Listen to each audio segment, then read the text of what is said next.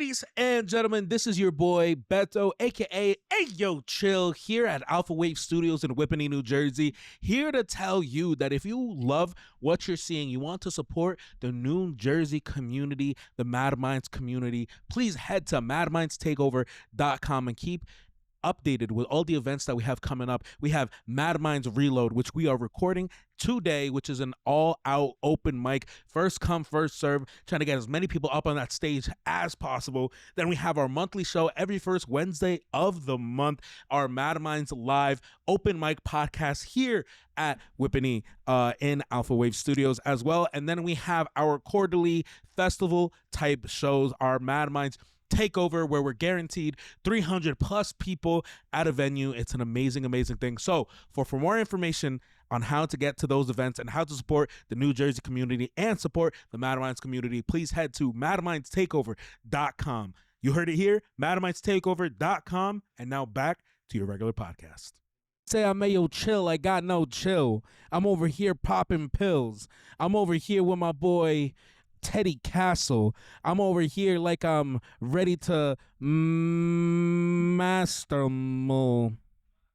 All right, Whack-a-mole. and gentlemen, welcome back to the Ayoo Chill podcast. I'm your host, Beto, aka Ayoo Chill. And we're here at the beautiful Alphawave Studios in Whippany, New Jersey, for the first time not coming. Well, not technically the first time. Well, maybe for the first time whoa, not whoa, coming. Whoa, pause. For the first time, what? Pause. do you For the usually first not time come? here in the studio, not as Madminds Live, but a Madminds Reload series, an all open mic that's going to be going back to back to back, as many people on that stage tonight as possible, with the one and only host, TURKISH ROYALE, with Ayoo Chill, myself doing podcasts here in the brand new podcast room here at Alphawave Studios. I'm here with my first guest opening the podcast with me, a Mr. Teddy Castle. Mr. Teddy Castle, how are we doing today? I am chilling. I feel amazing. How are you, Beto? We can redo that if you want. Is it live? Is it live? It fucked up, so I'm so sorry. Dude, my tongue. Is this 5 minutes up, dog? Is this 5 minutes up? Miguel, you give me the light and let me know when I take him off. You know, I just called him by his real name too. Rosie, tell me. Oh my god. All right, guys. My fault. Yeah, Mr. Teddy Castle, how you doing, dog? I'm doing good. Chill. I'm doing good. I'm chilling, bro. We love to hear that, dog. Yeah, so absolutely. I literally saw you about 5 days ago at the amazing Williams Center doing another podcast. This is the first time we're doing back-to-back podcasts in 5 days with as many people as we can. I don't even know what to ask you, dog. Do you have anything to say? Do you want to tell to the people? Now's the time to let them know. Yeah, if you weren't at the Williams Center, you missed the fuck out. How you so? Really missed the fuck out. How so? Bro, we blew the top of that fucking place. Like, everyone killed it. Every single person that came up on that stage blessed it. Every single person. Especially the headliners. Me being one of them. That's not biased. What were some of the names that you can drop here on the podcast that, like, killed it? That killed it? We got, like, K Penny. Killed it. Hold on, I should have my phone on me. AKA Suge. Killed it. Absolutely. Rolla. Killed it. Rolla. CeezSoCrazy. Killed it. So crazy. GAVV. Killed it. GAVV. Turk had a set. I missed that, but I'm sure he killed. I missed it. I wasn't feeling too well, but yeah. But yeah, that's dope. And then Cardi killed it. He went acapella. Did you see that shit? I was over there working the whole time, and just like tonight, I won't be able to see many of the performances. Yeah. But what I did want to ask you today is that, you know, you've been one of the people that we talked about who found this community, who literally contacted me being like, chill. Like, I haven't been in the music game for a while. I want to get into community. I want to go out to these events to help me develop as an artist, but I'm scared. It's been so long. Yeah. How has Madminds helped you develop as an artist? So Madminds has helped me really grow as an artist in the way of, like, being more, like, free on stage. Not really thinking too much about, like, like, oh, am I positioning my hand right? Am I moving around enough? Do I look stiff on stage? I'm sorry, I'm a child. Yeah. What do you mean by that? Like, do I look? Do I? Hmm? Do I? No, you want to bring it up? I'm trying to be real here. I'm trying to get genuine answers. Do I look just like I'm not moving? You know, like paralyzed. You know, like am I standing in one spot? Am I not moving around enough? That's what I meant. I don't know where you're taking that. I don't know where you're taking. Okay. I don't know where you're taking. All right. So you're gonna finish the answer, or are you just gonna leave it there? Yeah. No. So Madminds helped me develop and just kind of showcasing my ability. My ability. We just having fun here tonight, Teddy Castle, bro. I'm just busting. Absolutely. I'm just busting your chops. I'm busting your chops. I'm busting your chops, bro. I'm busting your chops. Okay. So you know, obviously, I think Madminds has helped a lot with the stuff that you're doing and everything. How does it feel to be at like back-to-back Madminds show from like, you know, like a participant, you know, perspective? It's cool, man. I mean, like when Turk announced this show, I was like, damn, already, you know, like in the best way possible. I was like as soon as I got off that stage on Friday, I was like, I'm so ready for the next one. And then he was like, yo, Madminds Reload Wednesday. What's today? September 9th? 10th. September 10th. I was like, bro, what? 5 days after, right? 5 days later, back here, bro, at Alphawave Studios. But you know, I think it means a lot for the people who are you know, trying to get on stage, trying to perform. You know, a lot of people go to the Madminds live series and they don't have, you know, the opportunity to perform. They don't get picked. Or for example, even during the Madminds takeovers, they don't get picked either to go up on stage those first 2 hours. So tonight, you know, where it's kind of like our give back to the community, being like, we haven't forgot about you guys, yo. Yeah. Because a lot of people complain, but listen, it's first come, first serve here at the Reload series. Get here early, sign up, and you'll have a chance to perform. That's really it.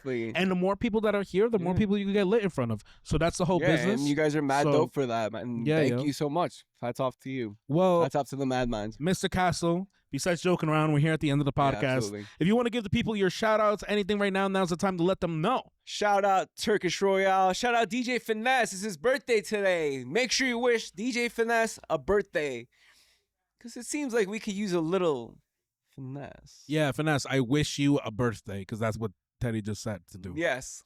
Happy birthday. A happy birthday. A happy birthday. ¿Por qué no dijiste eso? ¿Por qué no dije eso? Porque no quise. Okay, no, that's facts. Ladies and gentlemen, this is the opening of the Ayoo Chill podcast here at Alphawave Studios, the Madminds Reload series. You already... Jesus Christ. You know what's funny? You also blew my ears on the last one. Oh, yeah. And I literally just edited out that like last time. So, yeah, I did. Ladies and gentlemen, we'll catch you on the next one. Mr. Teddy Castle, I appreciate you. I'll catch you soon. Teddy Castle out. Leave. Fuck you, Chill. Fuck you, Chill. All right. You ready to just hop into it? Sure.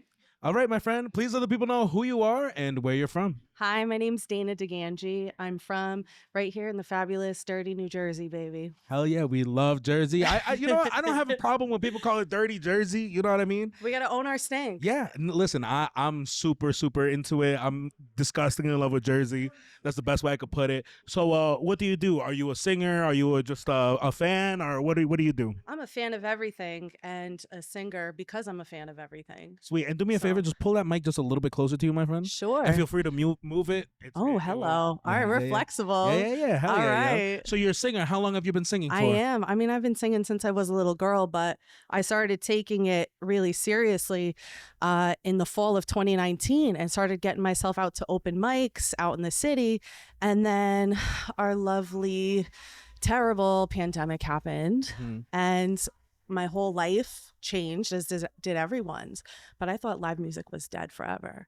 I think we all kind of like really had a lot of grief for people and community and culture that was lost. Absolutely. And I thought my dreams of getting to sing in spaces like here with Madminds and Alphawave, I never thought that'd come to fruition. And here we are, and here I get to talk to you. Absolutely, yo. So what do you mainly sing? Are you like a pop singer? Do you sing like anything like specific? Putting a genre on I feel like my music is so hard to do, but I have a debut single called Gone. I have an EP out called Romantic Ruminations. And most of the tracks that I'm using are produced by Fred Irie, amazing Lisbon boy. Sweet. So he goes out in the woods and goes out in waterfalls, like all over like Europe, South America, and takes sounds from, and from nature, from culture, from countries that are just so beautiful and unique that it's so hard for me to put, I guess, a label of a genre on the kinds of melodies and lyrics I make with his production. Absolutely. That's crazy. That's sick. So Thank you. What kind of songs, what kind of topics are you diving into with your music? I talk a lot about I guess expression, empowerment, especially as a feminine presenting person. We have to dig into ourselves and find power in ourselves and express that unabashedly. And we can't take anybody's shit. It's too real to take people's shit. So I express a lot about that in my music because it comes from lived experience. I was a foster kid. I'm the oldest. I have 5 adopted brothers and sisters, and I survived toxic relationships. I did not become an addict like many people in my family. I feel like because of these experiences, any writing that I do is going to be just, you can't not write from a certain perspective when you've lived that life. You know what I mean? Absolutely. Absolutely.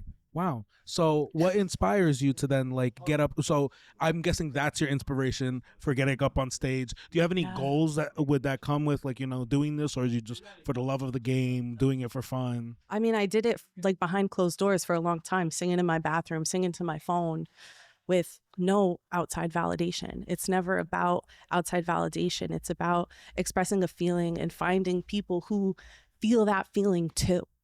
And my favorite artists have all put words to the feelings I felt inside. And I feel like I take after them in that regard. Absolutely.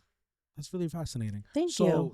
So now, is this, I don't think this is your first Madminds. This is my second Madminds, literally Friday. What is that, like 4 days ago? 5 days ago. 5 days ago? Shout out, yo, we've been on it, yo. We've been on it. This is one of the craziest things because this is our first show we've had kind of back to back where it's just 5 days away. Yeah. So when we announced this, we had no idea how it was going to go, but, you know. What was your thoughts between that Madminds, and I know this one kind of just started out, but that was our Madminds takeover.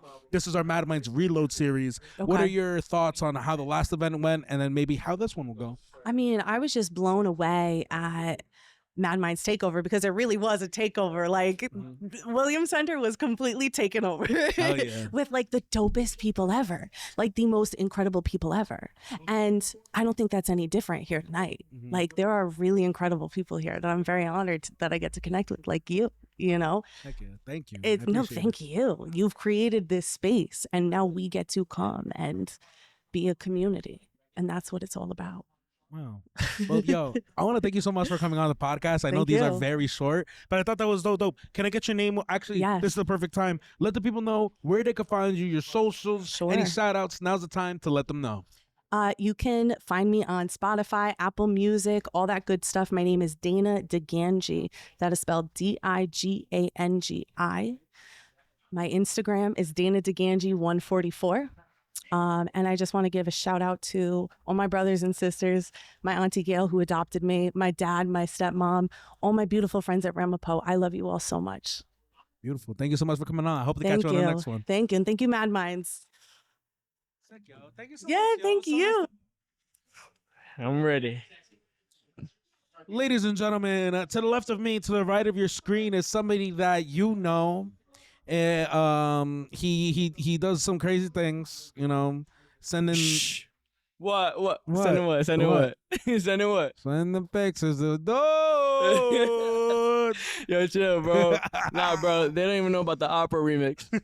Ladies and gentlemen, please welcome my guest, Mr. Envy. How are we doing today, my friend? Doing great, bro. I woke up this morning. Blessed.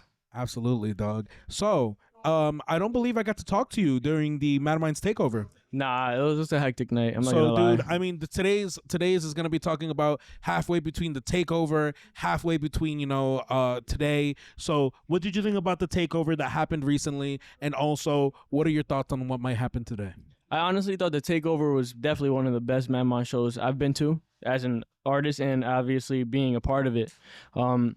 The energy there was surreal. There's so many people there too showing love, and I feel like artists need that so they could just get that the affirmation. You know what I'm trying to say? Like that reassurance that they're on the right path. So I feel like that shit blew everything out. You feel me? Like, and today it's a reload, right? Mm-hmm. So I'm looking forward. I'm not performing today just to show support to everybody, but I feel like it's gonna go pretty good, bro. I ain't gonna lie. We got an amazing featured artists, and it's gonna be dope seeing them. Absolutely, dog. So I'm not gonna waste too much time with talking about Madminds. You're a part of the Madminds team. You do a whole bunch of work for the Madminds team, and we can get into that at some other point. But let's talk about this album that just came out. What's the name of the album, my friend? The album is self-titled. There's Envy, and that album has been like pushed back so many years because I felt like I wasn't ready for it. You feel me? I was waiting for me to get a certain following and get like certain eyes on me, and I feel like I did it at a perfect time. So the love I received from it was just like out of this world. Absolutely, dog. So how long did it take to put all these songs together? Some of these songs were songs I recorded like months ago, back in January, but majority of them are very new. And before I make a song, I get a feeling. So if I get this feeling from a song I made, immediately I just threw it on the album, and I made like 2 songs in one night. I struggle with making songs, like a couple songs at like a certain like day, you know how people can make like 5 songs. I can't do that. But because I take time, you feel me? Like take time, and I'm sure that if you listen to my craft, you could tell that I actually put thought into it. You know what I'm trying to say? Just express myself. But it didn't really take that long. It took probably a couple months. That's all. Absolutely, dog. So you have about 12 songs? 14. 14 songs on the album. For the people who are listening right now, if you had to tell them, they're like, bro, I don't have time to listen to 14 songs. I'm not going to waste my time. And you're looking at them and you're like, you're not going to waste your time. Here are the 3 songs you need to listen to if you want to understand me as an artist. What 3 songs are you picking? Port of Miami, Did You Notice, which are produced by my twin brother, and for sure, Let Me Love You, featuring AKA Suge. Yo, shout out Suge, my brother. Break down to me those, shotgun it to me, why those 3 songs. Port of Miami, in the song, if you actually listen to the lyrics, that person died. You feel me? And I think with what happened to me, I feel like a certain version of me died. You know what I'm trying to say? Because like I'm not who I was a year ago, so I just turned that into like a different story, but because I get like PTSD thinking about it, but Port of Miami is just like a story in a way, like, but also tying back to me because like I feel like a part of me died going through all that shit. Did You Notice it was like a heartbreak song, and during all that I was going through a heartbreak and I was just expressing myself, and I feel like songs like that, I'm able to express myself and not worry about what people think, because that's one thing about me. I'm very vulnerable with my music. People could laugh at it. I don't give a fuck. I know there's people that relate. You feel me? Some people are very afraid of being vulnerable, and I'm not. You know what I'm trying to say? And I want to connect with people. So obviously me being vulnerable enough to sing about the things I do, they're going to resonate with it, and it's just going to build a connection. And that's what you and AK-40 taught me, bro. Shout out AK-40 Devin. Shout out AK-40. Like, I remember that conversation we had, like, just connecting with people. You know what I'm trying to say? So that's me just being vulnerable. I connect with them. And Let Me Love You also on the same track, you feel me? But that song just hits different to me. And he absolutely bodied that track. He gave me probably one of the best features I've ever received in, like, my journey so far. And I'm just so thankful for him. God bless you, my brother, if you're watching this, because you're going to see this. But that's really, like, my heart, bro. So that song definitely just hits a different, like, heartbeat, you know what I'm trying to say? Like, and those are the 3 songs I would suggest people to listen to. Everybody else on the featured list, you guys did amazing for sure, but that's just my opinion, you feel me? Because, like, Suge just fucking bodied that shit. My brother killed that shit with his beat. Shout out Prazus. And yeah, those are the 3 songs I'll suggest. Bet, dog. I know we're coming pretty close to the end of our podcast here, but I wanted to give you the chance. Do you think that there's anything that's like misunderstood about you that maybe you would want to tell the people right now that you have the platform? Maybe something that you want the people to know about you. Yo, can he come in the camera? Yeah, he can come in the camera, come you here. know, AK-40, I was just talking about you, bro. Here, bro. Yo, shout out AK-40, yo. That's my fucking brother, yo. Hey, yo, chill, Madminds. We here. Big Envy. What's up, brother? Oh, brother, yo. Shout out AK-40. Legend in the making for sure. But I don't understand what you meant by that. What do you mean by misunderstood? Do you feel like maybe there's anything that you think that people like, you know, like mistake that people maybe like mistake, like, you know, like you think that like maybe they assume about you before they get to meet you? I don't know. I haven't heard anything about me, to be honest. I'm honest. You feel me? Like, what is there that people don't know? You know what I'm trying to say? I'm open about everything, but I don't know what you mean by that. Word up. Well, we are here at the end of the podcast, so we'll save that question for a longer podcast that we'll figure out soon. But my friend, please let the people know where they can find you, your Instagram, your socials, anything. Right now is the time to let them know. So once again, my name is Envy. Envy is dead on all platforms, and I just want to let you guys know that God loves you. God bless you all that are watching this video, and yeah, shout out Ayoo Chill. Dude, peace and love, bro. I'll catch you on the next one, dog. AK, we're going to start the podcast. Ladies and gentlemen, welcome back to the Ayoo Chill podcast. I'm here with my brother from another mother, my dude from the 845, my dude from the 845, the guy who I'm going to be performing with at a, what is it? At Clover Stadium out in Rockland County for the Rockland County Music Festival. Ladies and gentlemen, please welcome Mr. AK40 Devin. Nice. Thank What you. up, brother? Thank you. AK, welcome back to the Ayoo Chill podcast. Here, bro. What do you have to bro. update the people with, dog? Man, nothing, bro. AK40 Devin, we here, Alphawave Studios. I'm outside, missed the Williams Center show. Was busy being a dad, but yeah, man, right now we getting ready. September 27th, Rockland Music Fest is going down. You already know AK40 is going to be performing. I got Envy on my set list. We got this brother, Ayoo Chill, singing the national anthem. That wasn't bad. It's going to That was be good. dope.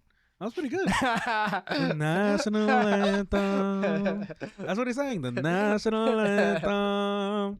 I might have to cut that as an audio clip, though. Come on, bro. Promo That was right nice. there. That was Promo. nice. So, dude, tell me, bro, a lot of things have been happening in your life. You're over here also working. Shout out to Bruno's Pizzeria Shout out out there Bruno's. in, what is it, Haverstraw? Garnerville. Out in Garnerville, New York. Definitely go check them out. They have some of that eggplant How was rap the I had eggplant the rap? other- It was fire? It was pretty fire. It was pretty fire. I loved Thank it, you, dog. bro. So, dude, huge shout out to everybody there. Shout out to Gio. Are they both Gio? I think I messed up. Nah, it's Bob and Gio. Bob? Bob is the tall white guy. Why do I keep calling him Gio?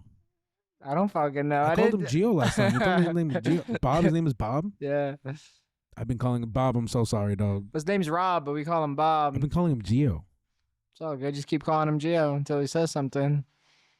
He didn't say anything last time. So his fucking name is Gio then. His name is Gio, I'm telling you. But dude, tell me more about you. Tell me about this Rockland County Music Festival that's coming up This on is the good, 27th. yo. This is good promo right here, bro. Rockland Music Fest, sponsored by Meals on Wheels. All proceeds go to Meals on Wheels. You know what I'm saying? Never mind. I was gonna say something, but maybe I should say it. Yeah, bro. So we got 3 stages. Clover Stadium. You already know it's going down. We got a kid stage. We got a main stage inside the stadium. All day music festival. All proceeds go to Meals on Wheels. And bro, it's an honor for me to be right there, Clover Stadium, 845, in the heart of my community, just performing for a good cause, man, and just people that love music. So. Absolutely, dog. And I'll be one of the headliners. I think it's me, one other person, and then the headliner. So I'm going 6:30, 7 o'clock. And I wanted that sunset slot. I want to play Waste No Time, and the sun is going down. You think we should surprise them with a little impromptu performance right now, bro? Let's do it, yo. I don't wanna waste no time. If I love now, would it be a crime? I don't wanna waste my life. I don't wanna say I don't want to say goodbye. Spit a couple bars, bro. Let me see. Do you remember them? I mean, I know all my lyrics, but I'm trying to spit you something fresh. Oh, you're something fresh. Shout out to Super Compare Fresh. Yo, I filmed your grocery store is fucking trash. You got a horrible, Good segue. horrible grocery store.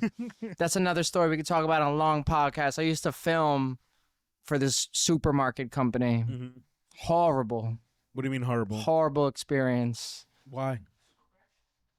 I didn't work for Super Compare Fresh. I worked for a company. The company was fire, but they hired me to do this video content for supermarkets. And I would go all in the hood, bro. Me, Big Veg. We go to Harlem, Bronx, Queens, Long Island. We would just film fucking supermarkets. But it was A horrible experience. Why was it horrible? What made it horrible? Bro, like we would have to like make like a TikTok, like it's July 4th. So like they'd be like, oh, let's make a TikTok about what you eat on July 4th. So I would have to go find the fucking hot dogs, go find the mustard, go find the pack of beer that they wanted, go find the other fucking hors d'oeuvres or whatever the fuck these things are called. Hors d'oeuvres? And just like, yeah, but it was just like that times like a million. So like that was one TikTok. But what made it so complicated was like, while you're here, let's just film a Thanksgiving TikTok. Let's make a Christmas TikTok. And they're telling me to do all these things respectfully. And it's hard, bro. Because like, where the hell am I going to fucking pull a turkey out of my ass to make a TikTok and super compare fresh? And then nobody there spoke any English. So I'm like, no entiendo. Nobody's helping me. Necesita ayuda. Where's the fucking turkey? They say, we don't have no turkey. I said, this is a big problem, my friend. Your Spanish gets better and better Thank every you, single bro. time we talk, my Thank you, friend. bro. ¿Cómo te puedo ayudar? Tú puedes ayudar con diciendo a las personas dónde pueden encontrar tu social media y si tienes algún shoutouts, now's the time to let them know. Me llamo AK40 Devin. Ladies, te ves bonita. ¿Cuál es su número de teléfono? I need it. I love that You like one, that? bro. Yeah, bro. You can find me everywhere. Instagram, TikTok, whatever. AK40 Devin official. Yeah, I wasted this whole podcast time talking about dumb shit. Carry On is coming out soon. Whenever it gets mixed, it's literally coming out. Slowly Dying is the next song featuring Highway Story. He'll also be performing with me at the Rockland Music Fest. And yeah, before you kick me off, could I just ask you respectfully, is there anything that Big Veg would want me to talk about before I get the fucking text message from him tomorrow? Oh, bro, you didn't say that. Oh, fuck. Where can they buy your tickets? Oh, that's a good one. That's a good one. That's very important. That's very important. Where can you buy tickets for the September 27th show at the Rockland County Music Festival, dog? Thank you, bro. You can find tickets at rocklandmusicfest.com. Use promo code AK40 and save 40% at checkout. So, yo, not only do you get a concert ticket, but you also, the proceeds go to Meals on Wheels. So let's benefit some people that need some wheels, need some meals, and keep it real. You already know what I'm saying. Ayoo Chill, we out. Shout out to Alphawave, Madminds, AK40. We here. Ha! I'll catch you on the next one, brother. Peace, yo. Peace Be out. safe, yo. Yo. Coming to you live from Alphawave Studios in Whippany, New Jersey. To the left of me and to the right of your screen, ladies and gentlemen, it's someone you have seen time and time before. Yes. Somebody who I've worked with many and many times. Oh, He's yeah. more than just a friend. He's one of my brothers. We're more than friends. We're in a situationship. We are in a situationship. You've heard it here first on the Ayoo Chill podcast. Ladies and gentlemen, please welcome my friend Ethan Ross. Whoa. I'm watching us from the side right now. This is wild stuff. Should I curse? You can curse if you want to, but if you want to keep it down, it would be better. I'll try to keep it clean. Hell yeah, man. Dude, how we feeling today? I feel good. I feel a little anxious, but I feel good. Good. I'm glad that you're here. I know you said you wanted to be around people and stuff. This is the perfect place to do that. Yeah, I want to be around Madminds. people. I want to be around. I want to socialize. So, dog, how are things going, man?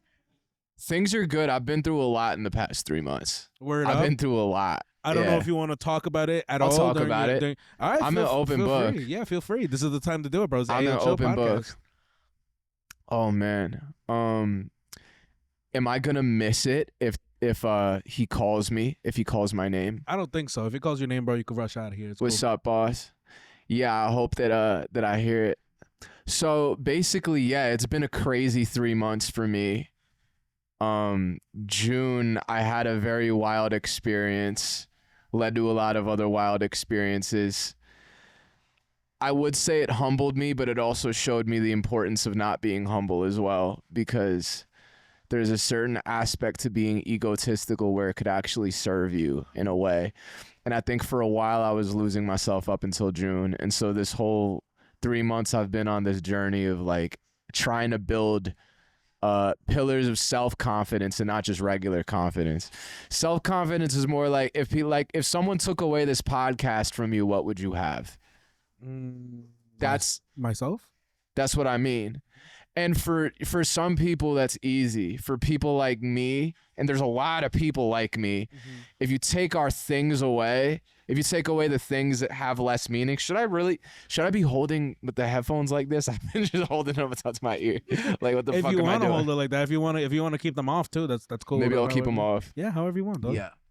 Yeah. So let me just go balls deep in it real quick. You left off with saying that when people like you, they take away everything that you have. Yeah, people like me, I think when we come from this place of like high insecurity, low self-confidence, all we really hold on to are our achievements. All we hold on to is the sense of purpose that we feel other people have given us instead of the sense of purpose that comes from within. And this past 3 months, I've learned how important it is for me to have a sense of purpose from inside myself that nobody could take away from me. Because the thing is with joy, the world didn't make it. The world, I'm trying to think of the quote. The world didn't give it. The world didn't make it. And the world can't take it away. It comes from you. You have decided to have this joy. And when my anxiety got a lot worse, I was faced with this dilemma of where is my confidence when I need it? Where is the self-belief that I once had? Did I ever even really have that self-belief? And it led me to ask a lot of those questions. And so for the first time in my life, I've actually been working on myself, and it hasn't been this overnight 2 weeks, 3 weeks, a month journey. It's been rocky. It's been so rocky. And one of the things that makes it so rocky is that I'm sure maybe you're like this too, and other people watching this, we feel like we need to be perfect, and we feel like we can't make mistakes sometimes. But truth is, we make mistakes every day. So are you going to allow those mistakes to destroy you, or are you going to take the mistakes to the chin and keep going? Because I know my last mistake is not my last mistake. I'm going to make more mistakes. But isn't that part of being a human being? If I was perfect and never making mistakes, would that really be the human experience? Like, I'm not perfect, bro. Like, I've messed up a lot, and I haven't given myself, just moving closer, I haven't given myself grace or compassion for being who I am, because I tied so much of my worth to the things that I felt like I was providing for others, and I wouldn't tie it to my character. I wouldn't tie it to my personality. I would get in these headspaces and just beat myself up so badly. And I thought it wasn't going to do damage, but it did. Because then when you start having anxiety and you start having panic attacks and you start having low distress tolerance, that lack of confidence, it whoops you. It kicks your ass, whoops your ass. I didn't want to curse, but I'll say ass. That's okay. Ass. But, you know, bro, like, and when you lack that self-confidence, the anxiety, it just loves it. And so many people I know, they face the harsh reality of lacking that confidence when they realize when they need it, it's not there. It's like a weapon, and when you need that weapon, it's not there, and you're temporarily fucked. But then you have to build that confidence, so when that anxiety hits, when the inevitable stress of life hits, you have the tools to handle it. I didn't have any tools. I didn't have any skills. I didn't have any coping mechanisms, you know, and I thought I did. I thought I had it all handled. I thought I had it all figured out. I thought I could just zen my way through everything. I thought I could just use mindfulness through everything, but that's not really what life is. Like, you can't be mindful 24/7. Like, we get stressed, we get overloaded, we get overworked, and some of us have things that make that worse. Like with me, something I still struggle with is OCD. So that makes it a little more intense when I get overloaded and stressed, and then I have hard times dealing with that stress. And this is the first time in my life where I feel like I'm dealing with my problems instead of trying to push them away.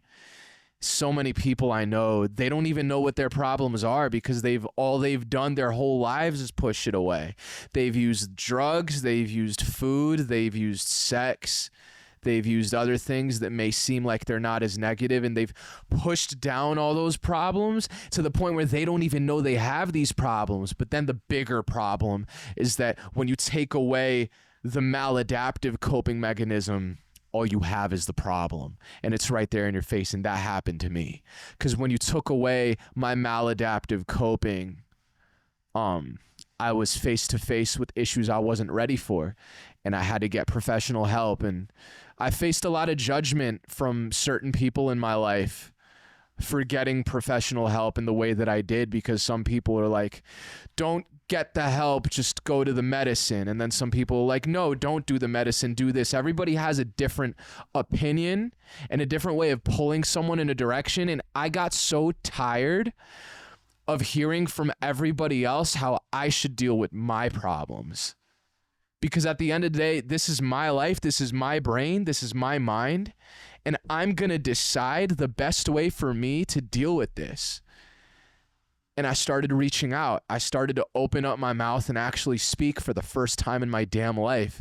When I talked, I actually had something to talk about, because I struggled in silence for so many years and just covered it up with words that were so empty and meaningless in a lot of ways. I just talked and had these conversations to people, but there was no progress. There was no progress until I actually talked about what I was going through and started opening up about these things that I deal with a lot. Not every day, but certain periods of my life. And, you know, I'm 29 years old. This is the time in a lot of people's lives where we realize we can't do this alone. We can't isolate our way out of everything. We can't just use the excuse, oh, I'm an introvert, I'm not going to talk about my problems. Like, I tried that. For me, that doesn't work. I thrive off of social interaction, and so many people do. So many people wish they could be extroverts, but they put themselves in a position where it's so hard to be because they're so used to suffering in silence, because they feel like there's no one to talk to, or they feel like the things they experience sound too crazy. And I just want to be a light for people to show them that they're not crazy. That's all I want in this life that I have. That's all I got to say. Well, Mr. Ethan Ross, that was a lot, but that was very beautiful. Thank you. And I love you, dog. I love you too. And I'm always wishing the best for you. And Thank I'm you. glad you got all of that out of your chest, because there's nowhere better to leave it out all on the table, dog. Yeah, man. I needed that. Let the people know where they could find you. Your Instagram, any shout outs. Now's the time to let them know. My name is Ethan Ross. You could find me on any platform you listen to music on. Tidal, Apple Music, Spotify, SoundCloud, YouTube Music. Shout out YouTube Music. Been holding it down lately. I've had some friends who are really heavy on listening to. Do you use YouTube Music, or you're a Spotify guy? I use a little bit of YouTube Music. Word. So I'm a Spotify guy, but YouTube Music is dope. So shout out all the DSPs. You'll find me on all of them. Just search Ethan Ross. My Instagram is Ethan Ross is a human. And then, you know, Facebook, just search Ethan Ross. You know the drill. Mr. Ethan Ross, much love always, bro. I'll catch you on the next one. I love you. I'll catch you soon, bro. Ladies and gentlemen, welcome back to the Ayoo Chill podcast. To the left of me, to the right of your screen, my friend. Please let the people know who you are and where you're from. And please feel free to move the mic however you like, dog. Hey, man, it's 3KBZ. Artist from New Jersey, North Jersey, repping Englewood, Montville. Yeah. Heck yeah, dog. So, from Montville, you went to their high school? Yeah, I went to Pascal Kills. Yeah, so that's one of, like, where I actually started making music. You know, I had a group of friends, you know, they like to freestyle. Do you mind lowering the mic a little bit and more towards your mouth? Absolutely. You can feel free to move it down a little bit. Yeah. There we go. There we go. Now we in the zone. But yeah, so I actually, you know, had a group of friends that like to freestyle. I kind of, you know, just started freestyling with them. Mm-hmm. You know, shout out my bro Shane Jensen. You know, he actually got me into freestyling. You know, we just kept getting better and better. Just went on, and then we were like, yo, like, you know, I could start taking it seriously, and I started just evolving and getting into engineering and just hopping on beats that I never thought I would hop on, and that's how I kind of blossom into the artist I am today. Absolutely, dog. So how long have you been doing this for? I want to say like 7 years. I really started on like GarageBand, just like fooling around. That was like the first, early years of my career, but it got serious after like 3 years, and like the last like 4 years, I started taking it real serious. Like I started really getting into the music business, knowing what's right, what to do as an artist, and I'm just trying to evolve and just find my own image and find my own sound still. Like you never know until you really evolve. And I'm just trying to stay versatile myself as well, and just keep doing what I got to do. Absolutely, dog. So what are your goals then? What does the future in music look like for you? I want people to listen to my music and get positive energy from it, and I want to unite a community together. And I also want I want to help my family and provide for my family through my music. That's one big thing. And when I mean family, that's everyone, not even just my immediate family. That's my friends as well, because I even count my closest friends as family. So I want to provide for them. I want them to listen to my music, enjoy it, and I want to unite a community, get a fan base that could support me. I show love back, get love back. That's all I really stand for. So one thing I always say is keep it 3,000. Like I keep the energy right, keep the energy up. So if you keep it 3,000 with me, I keep it 3,000 with you. Absolutely, dog. So I assume that this isn't you said your artist name one more time? 3K BZ. This is your first time on the podcast? First time on this podcast, yes. Awesome, dude. So it's not the first time on a Madminds before though, no? First time on a Madminds. No way, dog. So Yeah. how do you feel about the whole Madminds here?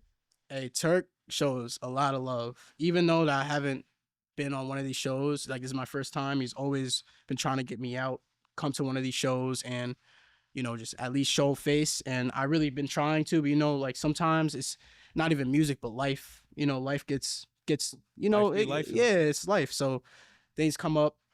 There's other things that you got to do, and you try to balance everything out. So I'm still learning how to balance. I'm still young. I'm only 21, and I'm just still trying to learn how to balance life along with the music and just stay up. Just stay healthy at the same time. So I just appreciate how he still showed love, even though that couldn't pop out. He was still like reaching out to me like, hey, like we really want you to see it. A lot of people talk about you, come to the show. And I had to like, for the one time, make it happen. I took a train ride here, 2-hour train ride. I had to do what I had to do. I wanted to Absolutely, show dog. love back, like I And said. we appreciate you, dog. And trust Absolutely. me, Madminds is a lot like herpes. Once you got it, you never lose it. Nah, I really see myself really staying with this family. Like I already feel a family vibe. Like I already felt welcome. As soon as I touched the stage, like I already felt like I belong here. You know what I mean? Like it's that feeling like you kind of get an adrenaline rush, but it's like one of those ones where it's not like a nervous adrenaline rush. It's one of those ones that like, Excited.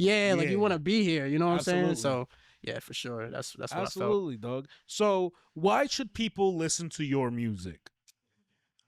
I'm different. And I know a lot of people say they're different, but A lot of people. they do. But like me, it's a certain feeling that you get. And the thing is, it's crazy to me because I noticed that I connect with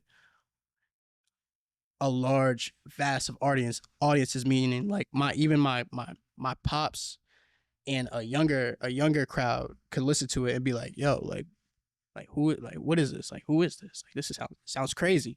And I'm not even trying to be like, I still remain humble at the same time, but I just seen it with my eyes so many times. Like, I seen someone come up to me and be like, yo, like, I don't know what it is, but you got it. And I'm like, that's what really encourages me to keep going as well. Like, that's why I go so hard with this. And like, I have so much passion in music. It really like, it's kind of scary. You know what I mean? Like, I would literally be in my room just locked in my room.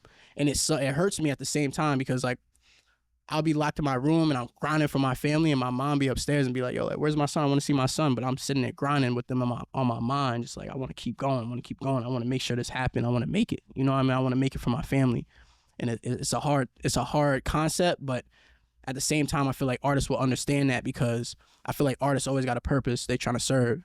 And I feel like my purpose is I'm going hard because so many people believe in me. My closest support me. So I'm doing this for them, you know? So that's what scares me. That's why I feel like my music it just hit a little bit different. You know, I'm not just doing it. I don't rap about nothing that's like all about this. Like I don't be in the streets and nothing like that. I rap about something that's really me, like my character, my characteristics and what I've been through.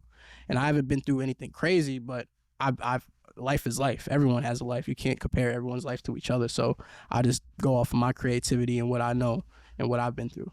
Absolutely, Yeah. dog. Well, my boy, we're here at the end of the podcast. I want to thank you so much for coming on. Please let the people know where they could find you, your Instagram, socials, any shout outs. Now's the time to let them know.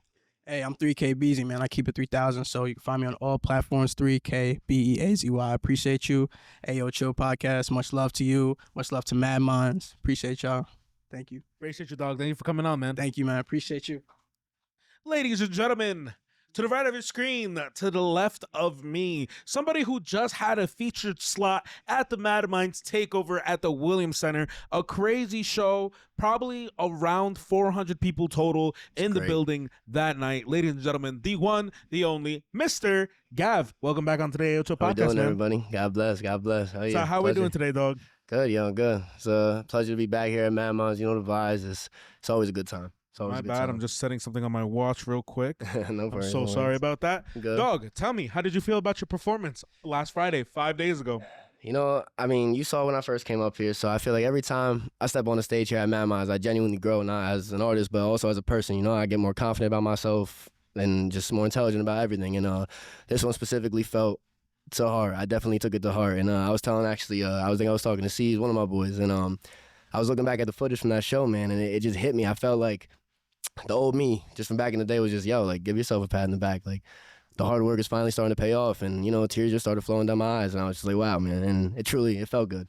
And Heck yeah, man. it And felt dude, good. I sometimes the hardest part about the Ayoo Chill podcast is the fact that we're doing our own thing. course. Even right now, we're in a separate room and not in the room with the rest of the Madminds crowd watching them do the open mics. Yep. But it's actually really interesting because I forget who I was talking to before, but there were I believe it was Teddy Castle. He was the Gotcha. first one opening up, Yeah. and I was like, "Who are some of the performances that really blew you away?" And he was like, "Oh, he had mentioned you, Gav." Awesome. And I was like, "Awesome, dog," because I remember. Yeah. And I was listen. That's a boy, yo. He Uh, killed it. He Yeah, killed man. it. I love Teddy Castle, Yeah. man. But you know, when it comes to one of our other shows, Madminds Live, I'll never forget your first time on there, a little skittish. And Yeah. listen, for some reason, I'm kind of like the a-hole of like the panelist. I guess it's just like my position. You gotta have It's all one. right. You gotta have you somebody, gotta yeah. have someone who's Yeah, being tough. keep it a I was buck, a keep it a little buck. tough on you the first time you Yeah, came of around, though. course, of But I course. also feel I never say it out of malice. It's always about love, not even just because,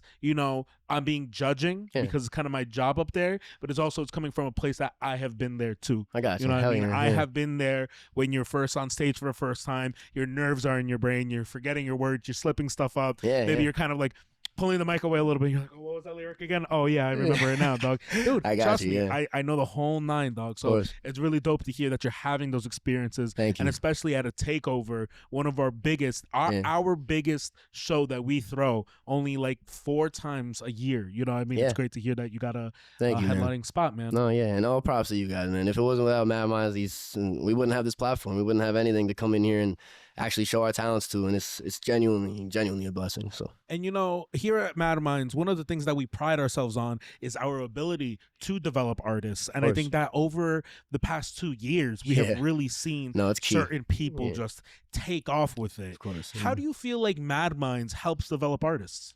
it's just every time I walk in here, there's new faces and there's new connections to be made, and that's every time I walk in here, I leave with at least 5 new people, the quality people that I just met and that are now on my phone that I get to make music to, talk to, get new tips from, and it's just like that. That's truly, like I said, it's a blessing. Like there's multiple blessings to the blessing, and that's one of them for sure.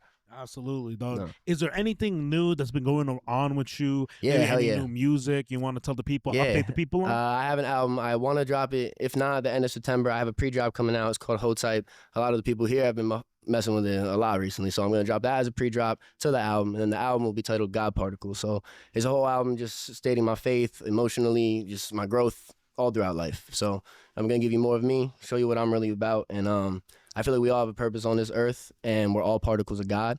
And I feel like my true purpose is to show y'all my music and to keep making that shit until the day that I die. So that's what this album's going to show. Absolutely, dog. You know what? Something else I actually wanted to ask you about. the Madminds takeover, I feel, in my opinion, especially this past one at the Williams Center, was one of the best shows of the year. It was amazing. That like Madminds threw. Yeah. What could you tell me about what made that night at the Williams Center so special? It's just when I walked in there, when even there was still 10 people, I came early. There was 10 people there, and the energy in the whole spot was just instantly different. It was different, and it felt very like real. It felt very real. Like the whole stage, the whole setup, everything, man. And just all the opportunities that Madminds has to offer. Like, for example, like my friend Unique, he came by and he just walked in there and he looks at the podcast and he's like, yo, what is that? I'm like, it's a podcast, bro. And he's an author. He writes amazing poetry, beautiful. And I'm like, yo, go down there, talk about your shit, talk your shit up, and like, bro, do your thing. And he did. So it's dope because everyone gets to come here and really use it as an opportunity to better themselves and better their life. So that's another thing that really keeps everybody going. Absolutely, dog. Anything that you want to tell the people before we start signing off here? Man, other than that album, man, I need y'all ready for that album. Be ready for the best album ever, the best content ever, that at least you've ever seen from me. And I cannot wait to show you guys. I've been working very, very hard. I put my soul into it, so. I bet, Mr. Gav. Now's the time to let the people know where they can find you, your Instagram, your socials, any shout-outs. Now's the time to let them know. Hell yeah, you can find me at Instagram at GAVV.official. Like I said, I go by Gav. God bless all. Amen. Hell yeah. I'll catch you on the next one, dude. Thank Peace. you, brother. Hey, ladies and gentlemen, to the left of me, to the right of your screen, it's the one and only part of the Ayoo Chill crew, which means he's low-key part of the Madminds crew, Mr. Rose. Welcome back to the podcast. Thank you so much for having me. These drinks are so spicy. It's so good though. You know what I mean? You put a lime in the coconut. So, dude, how are we feeling today, dog? Dude, I'm super excited about this space for us. I definitely think this is a really, really nice setup. I think it gives a different energy to the podcast, and I think what it does specifically is show the versatility of the podcast, especially when this comes out.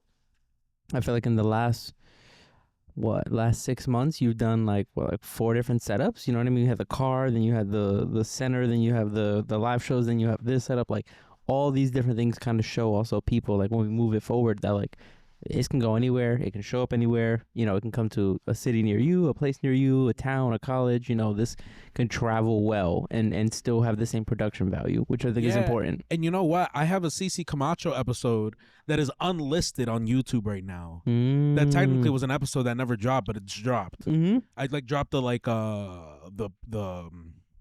the clips for it, but the actual episode is unavailable unless you have a link on it to YouTube. And it's because I never made the thumbnail. Terrible. Know, but you know, CeezSoCrazy was so cool about it. She's like, yo, as long as I get the content, I'm chilling about it. But I know she's probably a little upset about it. Of course, because the exposure is exposure. I'm sorry, Miss CeezSoCrazy. Miss Camacho. Miss CeezSoCrazy Camacho. Which, by the way, have been looking fantastic. Your performances, I think you're doing an incredible job.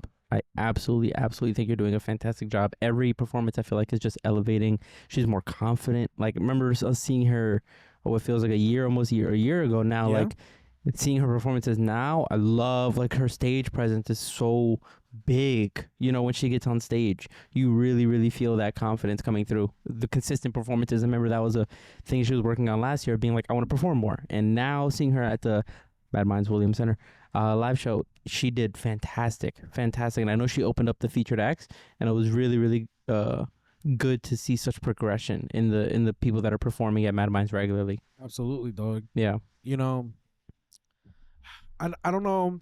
I want to pivot the conversation a little bit. Please. I feel like we should talk about maybe, so I haven't stepped out into the main room yet. Yeah. You're saying that it's a little bit slow right now.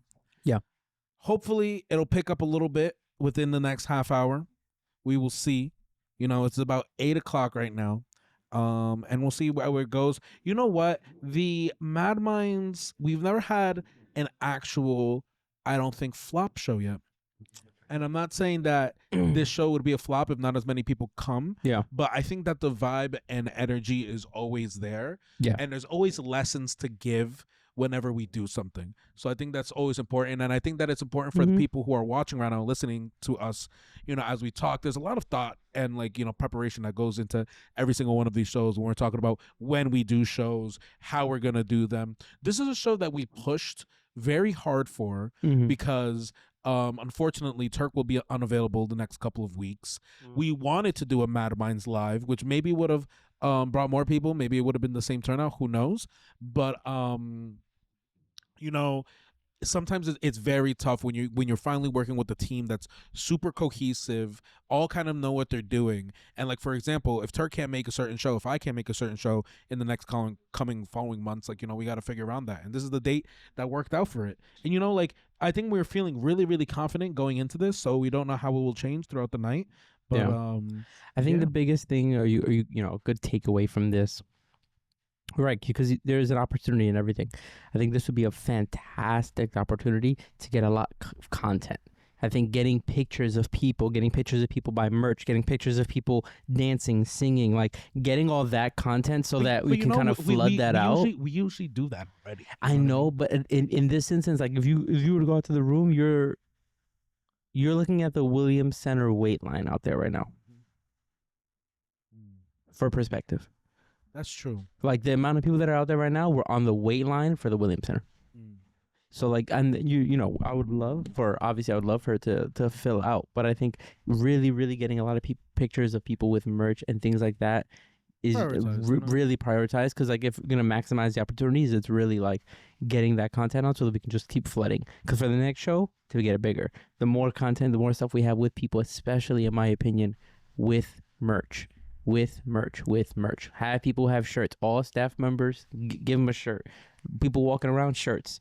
Let people know. Let's see people, especially I got people in the room right now that are fucking fly, that are never not fly. You feel me? Never not in a fit, never not in a piece, never not a statement. You know what I mean? Have Madmind merch. Yeah, and I know how those guys look with their clothes off, so it's like, yeah, hey, and to be fair, seeing it with it on is like weird for me. You know what? And I don't want to drop no names, but like, you know, the initials of the people starts with the C and ends with the CeezSoCrazy.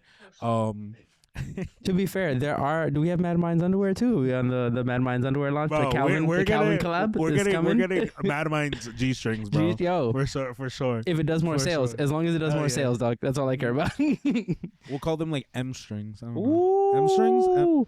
Hey, and they'll blow your mind. Well, ladies and gentlemen, put your hands together. I don't even know why you put your hands together. This has been Rose. Ayoo Chill. I'm gonna shoot a quick commercial promo, and then we'll get the next person on. Sounds good. I'll catch you guys in a bit. Whoa, that was crazy, ladies and gentlemen. Interrupting the podcast right now. It's your man Ayoo Chill in the building. And listen, I'm struggling.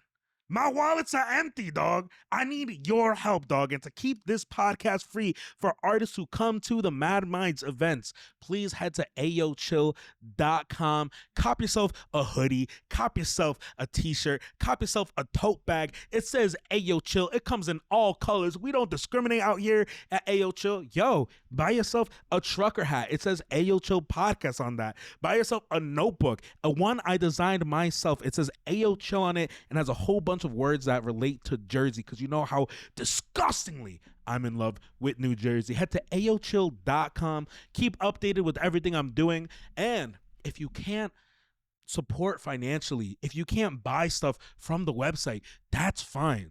That's the time right now to look at the video, scroll down, click that like, freaking comment, bro. Share it with your niece. Share it with your uncle. Share it with your auntie. Share it with your grandma. Even if she don't understand English, me no entiendo. Bro, who cares? Send it out. It's all about the love. If you want Jersey to grow, if you're tired of people saying, yo, we ain't got no love in Jersey, dog, what are you talking about, bro? I'm literally here giving free game to people. Dog, what do I have to do, bro? I've twerked on camera before, and some of y'all don't even like the video. Like the video or head to ayoochill.com. Keep up with the community. Keep up with Ayoo Chill me and help us keep bringing love and passion and unity to the community. And you know, here at Ayoo Chill, we're all about uplifting the community, culture, and music in New Jersey through art. So once again, ayoochill.com. And now back to your regularly scheduled podcast. Ladies and gentlemen, to the left of me, to the right of your screen, somebody that you know, somebody that continues to kill the stage, someone who has made himself almost legendary status here at Madminds. Hey, man, I don't not want to give yet, it to not him yet. just yet, you know what I Not mean? yet. But ladies and gentlemen, please welcome my good friend, CeezSoCrazy. Yo, what's poppin'? What's poppin'? CeezSoCrazy in the building. Shout out Ayoo Chill. Shout out Alphawave. Shout out Madminds. I feel like it's been a while since I've had you on, Mr. CeezSoCrazy. Yeah, bro. I always want to go on, and then like I get like right up to you, and then like you'll have You a too line Hollywood of people. now, bro. You just Nah, like he got a line of damn. people coming up around the block, fucking waiting for him, and I gotta wait in that line. And every time I go get food, by that time it's over. That's what happens, dog. So, Mr. CeezSoCrazy, I've heard a bunch of things about your performance back at the Williams Center 5 days ago, and now when this goes up, maybe about a week and a half ago. Can you tell us about how it's been for you at the Madminds scene recently? It's been great. It's been great. Definitely a lot of welcoming arms, regardless of how long you've been here. Like I know I could take a break and still come back, feel the same love. People could come out that have never been here before, and get the same love. It feels good to have build a fan base. It feels good to build a fan base right here in Jersey. Absolutely, dog. And you know what? One thing I actually wanted to talk about with you, and it seems to be like the theme of this podcast today, and actually something that I talked about with Gav as well before when he was here. Madminds prides itself, I think, recently, even just seeing the fruits of our labor of developing artists. How would you say Madminds has helped develop you? Madminds helped develop me in performing crazy. Performing, and I would say networking, because just off of my first 2 shows off of Madminds, I got reached out to by a couple other people because they see the videos, they see how it's set up, and it immediately helped me build my fan base outside of Madminds quickly too. It's just big on a networking thing. It feels great. Absolutely, dog. And one of the cool things about seeing you perform is that I like the change in visuals, just even looking at you now, dog. It's funny. I saw a picture of you when you first came on into Madminds, and I feel like that was the full green jumper era. Yeah, that was the first Williams Center performance. Yeah, dog. Like it just feels like it's so much different today. Like you seem like you have so much more of a grip on yourself, your music, and how you hold yourself. I appreciate that. How has that journey been for you? It's been hard, everybody got a life, so things happen outside, and as well as you got to keep pushing. A lot of people tend to take breaks when they going through stuff, and it's good to take a break for a day or two, but if it's something that you got to be consistent in daily, you got to continue doing it. You got to use whatever's going on as fuel. So that really helped me, and it helped me mature as an artist heavily. Like you said, I got a grip on a lot of things, even with my music, I feel like everything I put out now means something. I got more into now a lot of my songs, the slower ones, when I talk, I really enjoy my music more now than ever. Wow. So when it comes to this journey that you've had, you're probably one of the top artists right now, at least in our community that we have, that is putting out crazy visuals, working with a whole bunch of different people. What are some of the lessons you've learned of doing some of these bigger projects? Don't pay first. Don't pay first. But if you don't get it in your hands and see it right then and there, don't pay first. That happened to me so long ago. But even then, now, I'll still have people that'll reach out to me, and the people that come up to you and trying to help you too much, always question it. It's always gonna be something iffy. They may be out of good heart. It's a chance. I'll be honest. So what's the smartest way to go about a business interaction when it comes to getting content? People get too friendly. Don't be too friendly. Don't be as friendly. Be very business orientated. When it comes to those conversations, I'll be chilling right now, but then if we start talking about something else, I have to change up. You have to change up your tone. You have to change up your stance. Everything about it. It's like a mannerism thing. You really got to make sure that they understand, that the other party understands, okay, this is different now. The tone has changed. Okay, this person takes care of his business very well. And, they have to come at you a little more correct. If you come too comfortable or too unknowing, you ain't not know nothing. That's perfectly fine. He ain't got to know that. You ain't got to show that.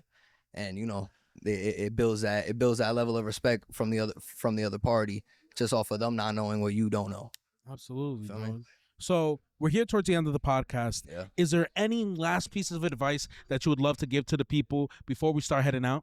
Hey, man, pray every night, wake up every morning, and thank God. Turn up. Mr. CeezSoCrazy, where can the people find you? Your Instagram, any shout outs? Now's the time to let them know. That's CEEZ, so crazy everywhere. Shout out my mama, I love you. I got What's Up dropping this Friday. Tap in. That's it. Much love, Mr. CeezSoCrazy. We'll catch you on the next one. Buddy, you know. All right, feel free to adjust the mic however you want to get comfortable. Just know that if you cannot hear yourself, the people cannot hear you. Can you hear yourself? Testing. Yeah. All right, my friend. Please look at the camera and let the people know who you are and where you're from. My name is Amanda. I go by Amandaistall because my name is Amanda and I am tall. And I'm from New Jersey, born and raised.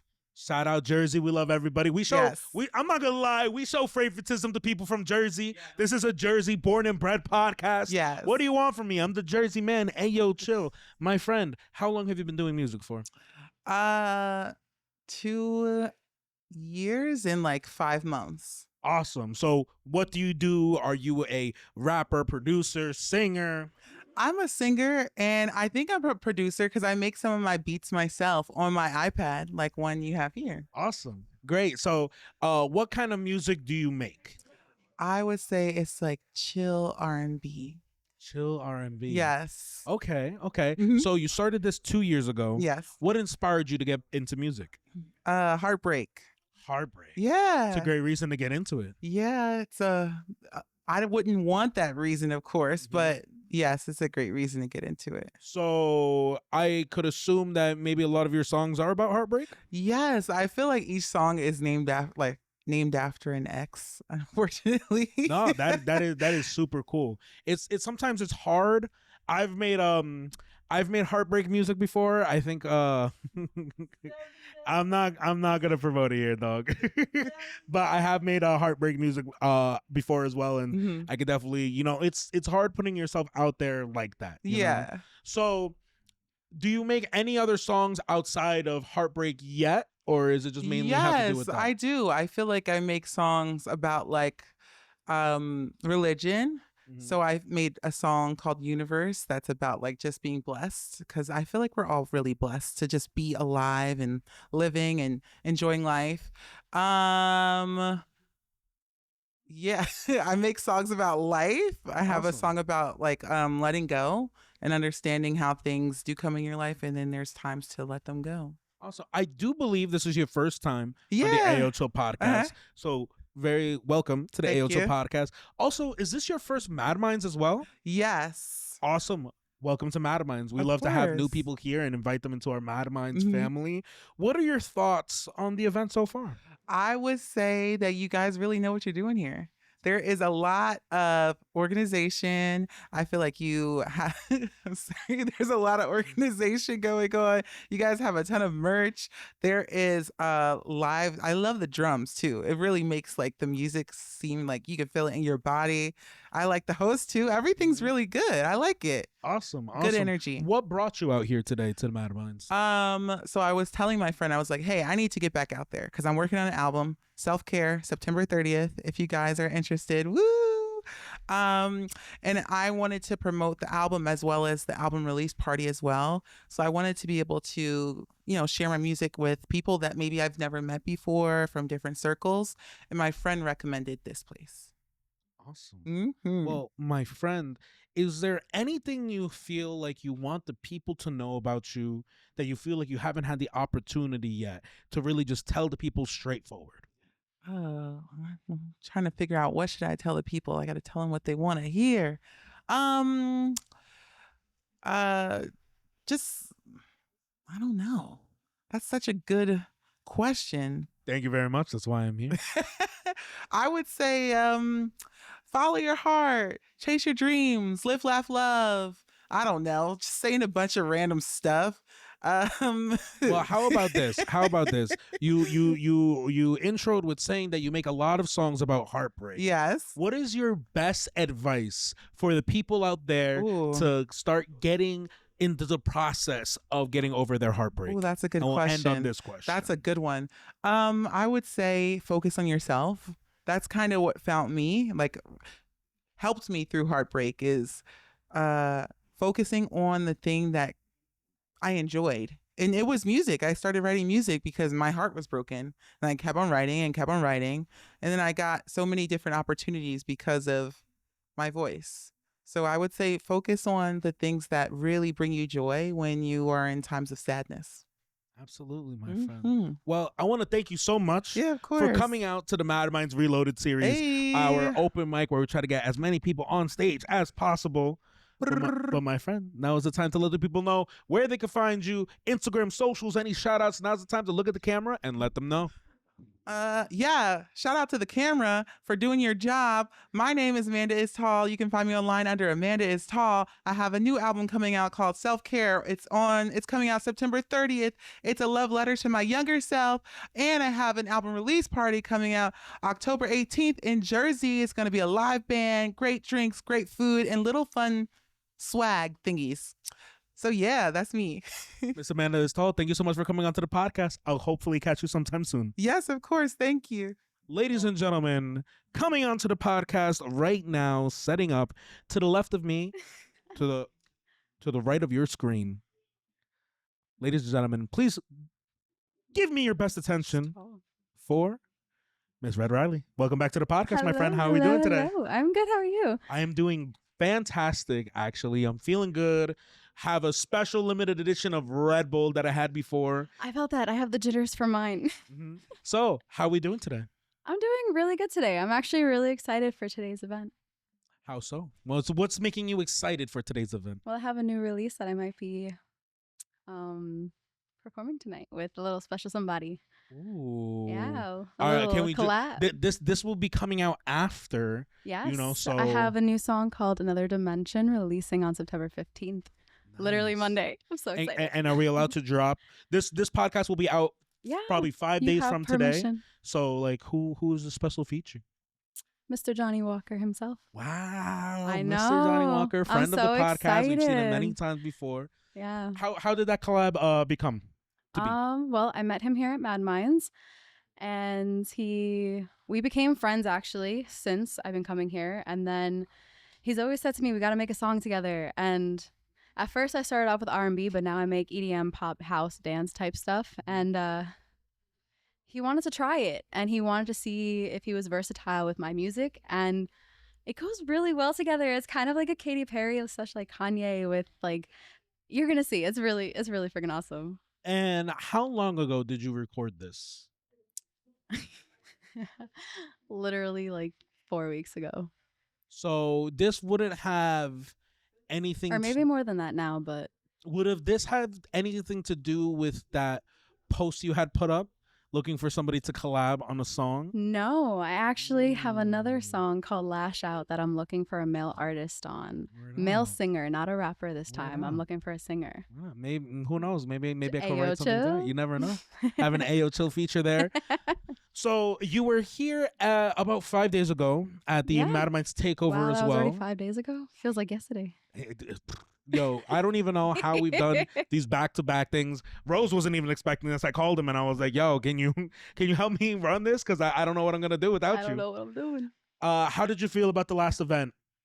I loved it. The energy was different. There was a lot of new faces, which is really great. Some were old faces from when you guys, officially first started, which is good for you guys. So that was really awesome to see and explore. So it was a lot more social networking, which is really good. And there's a lot more new faces tonight too that actually came back from the show a couple of days ago. So that's really exciting. Yeah, I know. It always makes me so happy when we get new faces here as well. And they haven't even experienced the podcast before. And I also feel like in Whippany, we get like sometimes more towny people coming out to this show as well. We had I don't know if you saw the older gentleman play the guitar earlier tonight. I did. Yeah, he came on the podcast. Yeah. And it was so interesting talking to him. And it was just like, wow. I was like, dude, like, yeah, welcome. This is the podcast. I don't know if you've ever been on one before. He's like, nah. And I was like, yo, let's You felt chat. natural with it? Yeah, it was cool. That's great. I love that. talking to anybody and everybody. And the conversations that usually challenge me to be like a better host are the ones that really like bring my fire out. Cause I'm like, all right. Like, cause sometimes the conversation, I'm not gonna lie, like sometimes the conversations on the podcast, they don't go well, Yeah. And I'm not gonna be too cocky and say, "Oh, look at that." We'll just speaking of the devil, the devil just walked in right now, Mr. Johnny Walker Mr. himself. Johnny Walker. I was just talking about Another Dimension that's coming out on September 15th. September 15th. But like I was saying, sometimes when I'm having conversations in here, I'll try to throw people like a bunch of questions and they won't answer. You know, Yeah. I'll be like, "Hey, like, what makes your music special?" And they're like, "It's lit," It's just lit. and I'm like, "Dog, No, like, we want to know the backstory. we want to know let why. me know why I should listen, dog. Everybody's music is lit." Yeah, exactly. With that being said, I do want to ask you. There's a theme going on today with the questions, and I think we might end on this question, but. Madminds prides itself on developing artists and giving an artist a platform to grow and grow and grow. And I think that within the past 2 years, we have really been able to see the fruits of our labor actually like become, and watching some of our artists that we've seen for the first time perform on one of our stages now headlining at 100%. like, a Madminds takeover in Williams Center. How do you feel like Madminds helps develop artists here in New Jersey? It really just helps them elevate. I mean, it's actually a really good question. You caught me off guard with that one. That's good. That's why I'm here. That's why I'm here. I don't know. I think everyone starts to learn each other's music, and then we all become just majorly supportive of each other. And then we also bring other people who start to come, and then it just helps build those artist fan base up. And it's just I don't know, honestly, but it's just really exciting, and it's great to see. I mean, Envy, for instance, I started when he first started, not when he first started, but like when he first got initiated with Madminds, and like, look at him now, the kid's like a star. So it's really awesome to see and be behind the scenes, but also be by the side of it, because the artists that you see that are going to be around you right now are going to be the artists when you're up there. So you got to get familiar with everybody and just support each other. So absolutely. Yeah. Well, Miss Reilly, now's the time to let the Mr. people Ayoo know Chill. where they can find you, your socials, any shout outs. Now's the time to look at the camera and let them know. What's up, everybody? I'm Red Reilly. You can find me at Red Reilly Official on all social media platforms. You can find me on all music platforms at Red Reilly, REILLY, like O'Reilly Auto Parts. Check me out. And yeah, September 15th, another Dimension drops. So definitely check into that, featuring Johnny Walker. Red Reilly.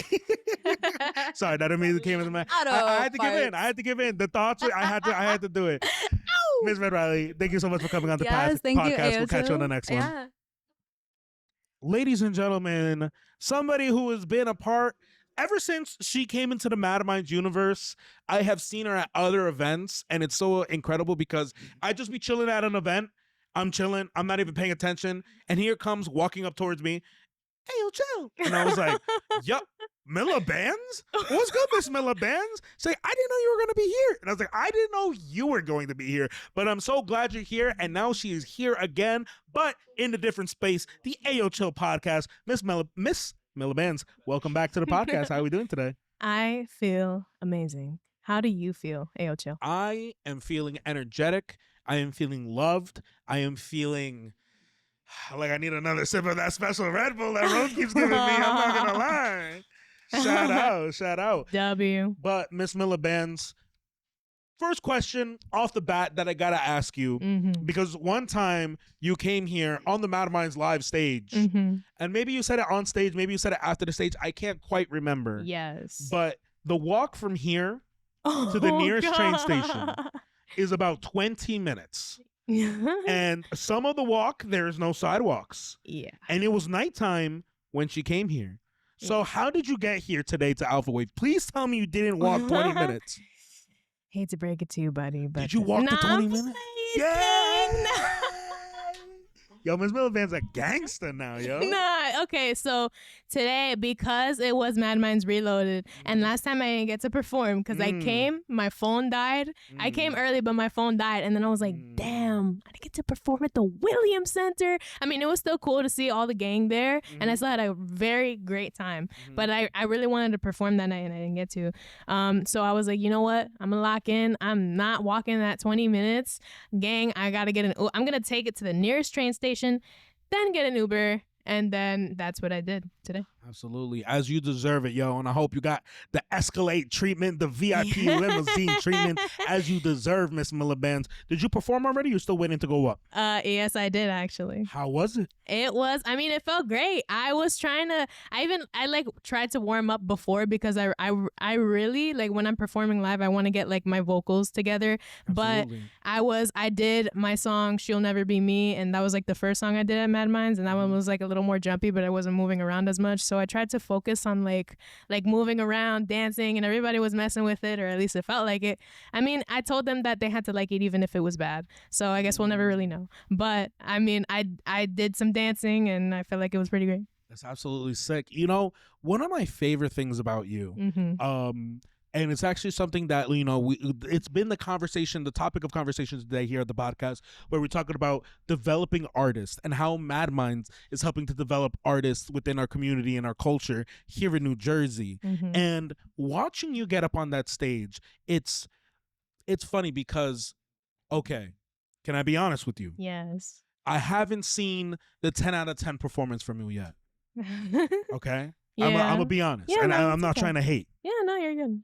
But the potential I see in you, and I'm not bullshitting. I don't even like to curse on my podcast. But I'm really not bullshitting. I really think that you have a lot of potential, and you're like one of my favorite like up and coming people. Like I want to see you kill it on that stage, because I know that once you get all those jitters out, when you put your time in, when you get your reps in, and you're performing on that stage, I know that maybe months from now, a year from now, 2 years from now, the same thing that happened with some of the people who we started with. Like for example, I was talking to CeezSoCrazy about this before. When he performed for the first time, super different than who he is today, man. Wow. It's a night and day, and it's like something that feels so good to watch, you know, because we've seen him when he started, and we see where he is, and we're so glad that Madminds, you know, was a part of that journey. And there's a whole bunch of other artists that I could talk to about as well.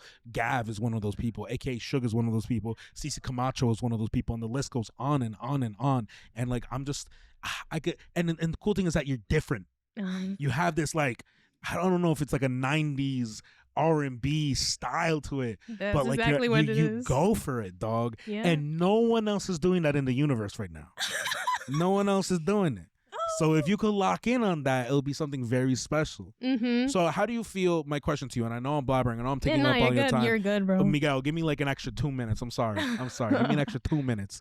How do you feel like Madminds is helping you develop, or like, you know, helping you in your career as a artist? So me, like, I just started out. Like, I actually just started like making music like a year ago, and I think I've done performances before, but never my own stuff. It's always been like covers. And I think like performing at Madminds, it's a new area where like I get to do my own stuff, and I get to do it how I want to. That first time I came, I didn't really know how to do it. I just knew the lyrics and I knew the melody, and I thought like that was all I needed, because that was how I sang before.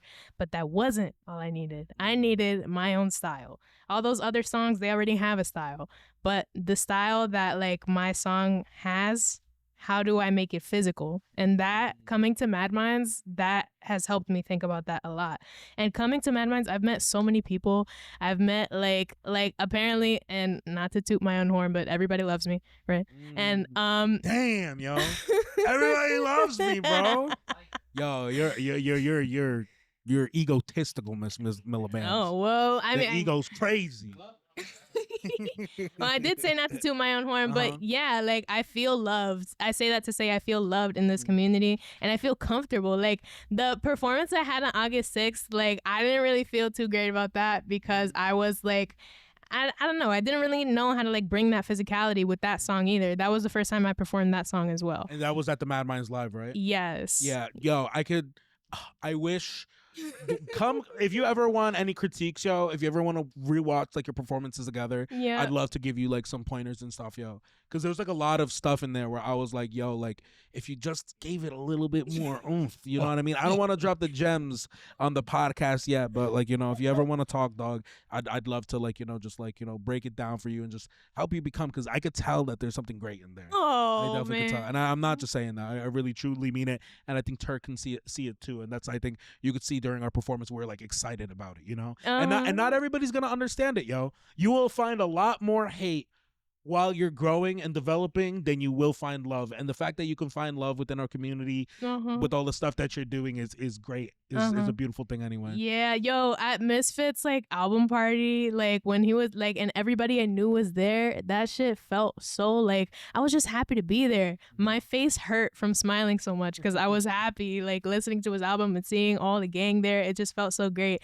And I say that to say I love this community and I want to like keep growing towards like becoming better and better.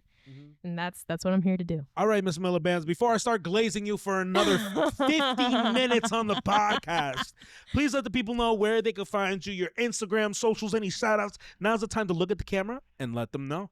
Well, guys, you can find me at cam_eels on Instagram, you know, like the animal eel and then a Z. And you can find me at Milla Bandz on SoundCloud. And those are my details. Miss Milla Bandz, thank you for coming on to the podcast. We'll catch you on the next one. Oh, yeah. Peace and love. Of course, man. Of course. Don't give me Knob Creek. Don't give me Jack Daniels. Fuck Jack. I mean, I'm sorry, we're not supposed to. I mean, forget Jack, man. Don't give me. I'm definitely naming the wrong liquors. You know, don't give me Svedka. No. Don't give me. Not even tequila. Yeah, don't give me tequila. No. Don't give me Smirnoff. Definitely not. Even not a beer. You know. Not, don't even give me beer. No. The only thing that I want is some Johnny Walker. Mr. Johnny Walker, welcome back to the Ayoo Chill podcast. How are we doing today, my friend? Man, another day, another miracle, man. God is good. I just want to say it's beautiful, man. Life is great, man. I'm excited. Man. Absolutely, my friend. Please give us an update on what is going on with your life, my friend. Man, as of now, just so much growth, man. A lot of great upward trajectory, man. I got some really great music coming out. Streams are going crazy, which is really beautiful. And like just been performing a lot. Last week I missed the Madminds. I was out in NYC. That was pretty dope. It was like some full circle moments. I met some people that I haven't seen since like back when I was in the scene with Found Vegas. So just feels full circle, man. It feels like beautiful. I got this song coming out with Reilly. That's gonna be a banger. You know, stepping out, getting a little into the EDM realm, which is super exciting.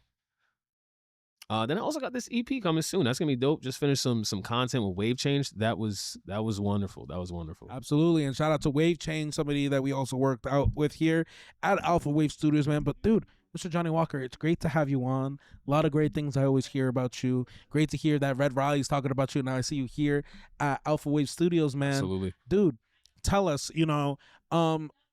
actually, another thing that I've been talking to everybody on the podcast today, man, right. is kind of like there's people who are in this right now and they're doing it. And you're definitely one of those people who are in this industry doing it from all facets when it comes to video, music, promotion, actually hosting your own shows. Yeah, shout out to the Winners Table as well. Winners Table. Tell me, what are the hardest things about the journey that you've learned the biggest lessons from? I would say some of the hardest things about this journey is, one, you could be your own worst enemy. I feel like a lot of us say we're perfectionists, which, yes, as artists, we're all perfectionists. It's your art. You want it to be the way you want it to be. But sometimes that could actually get us in our own way. And a lot of people, I feel like a lot of artists these days maybe just lack even research.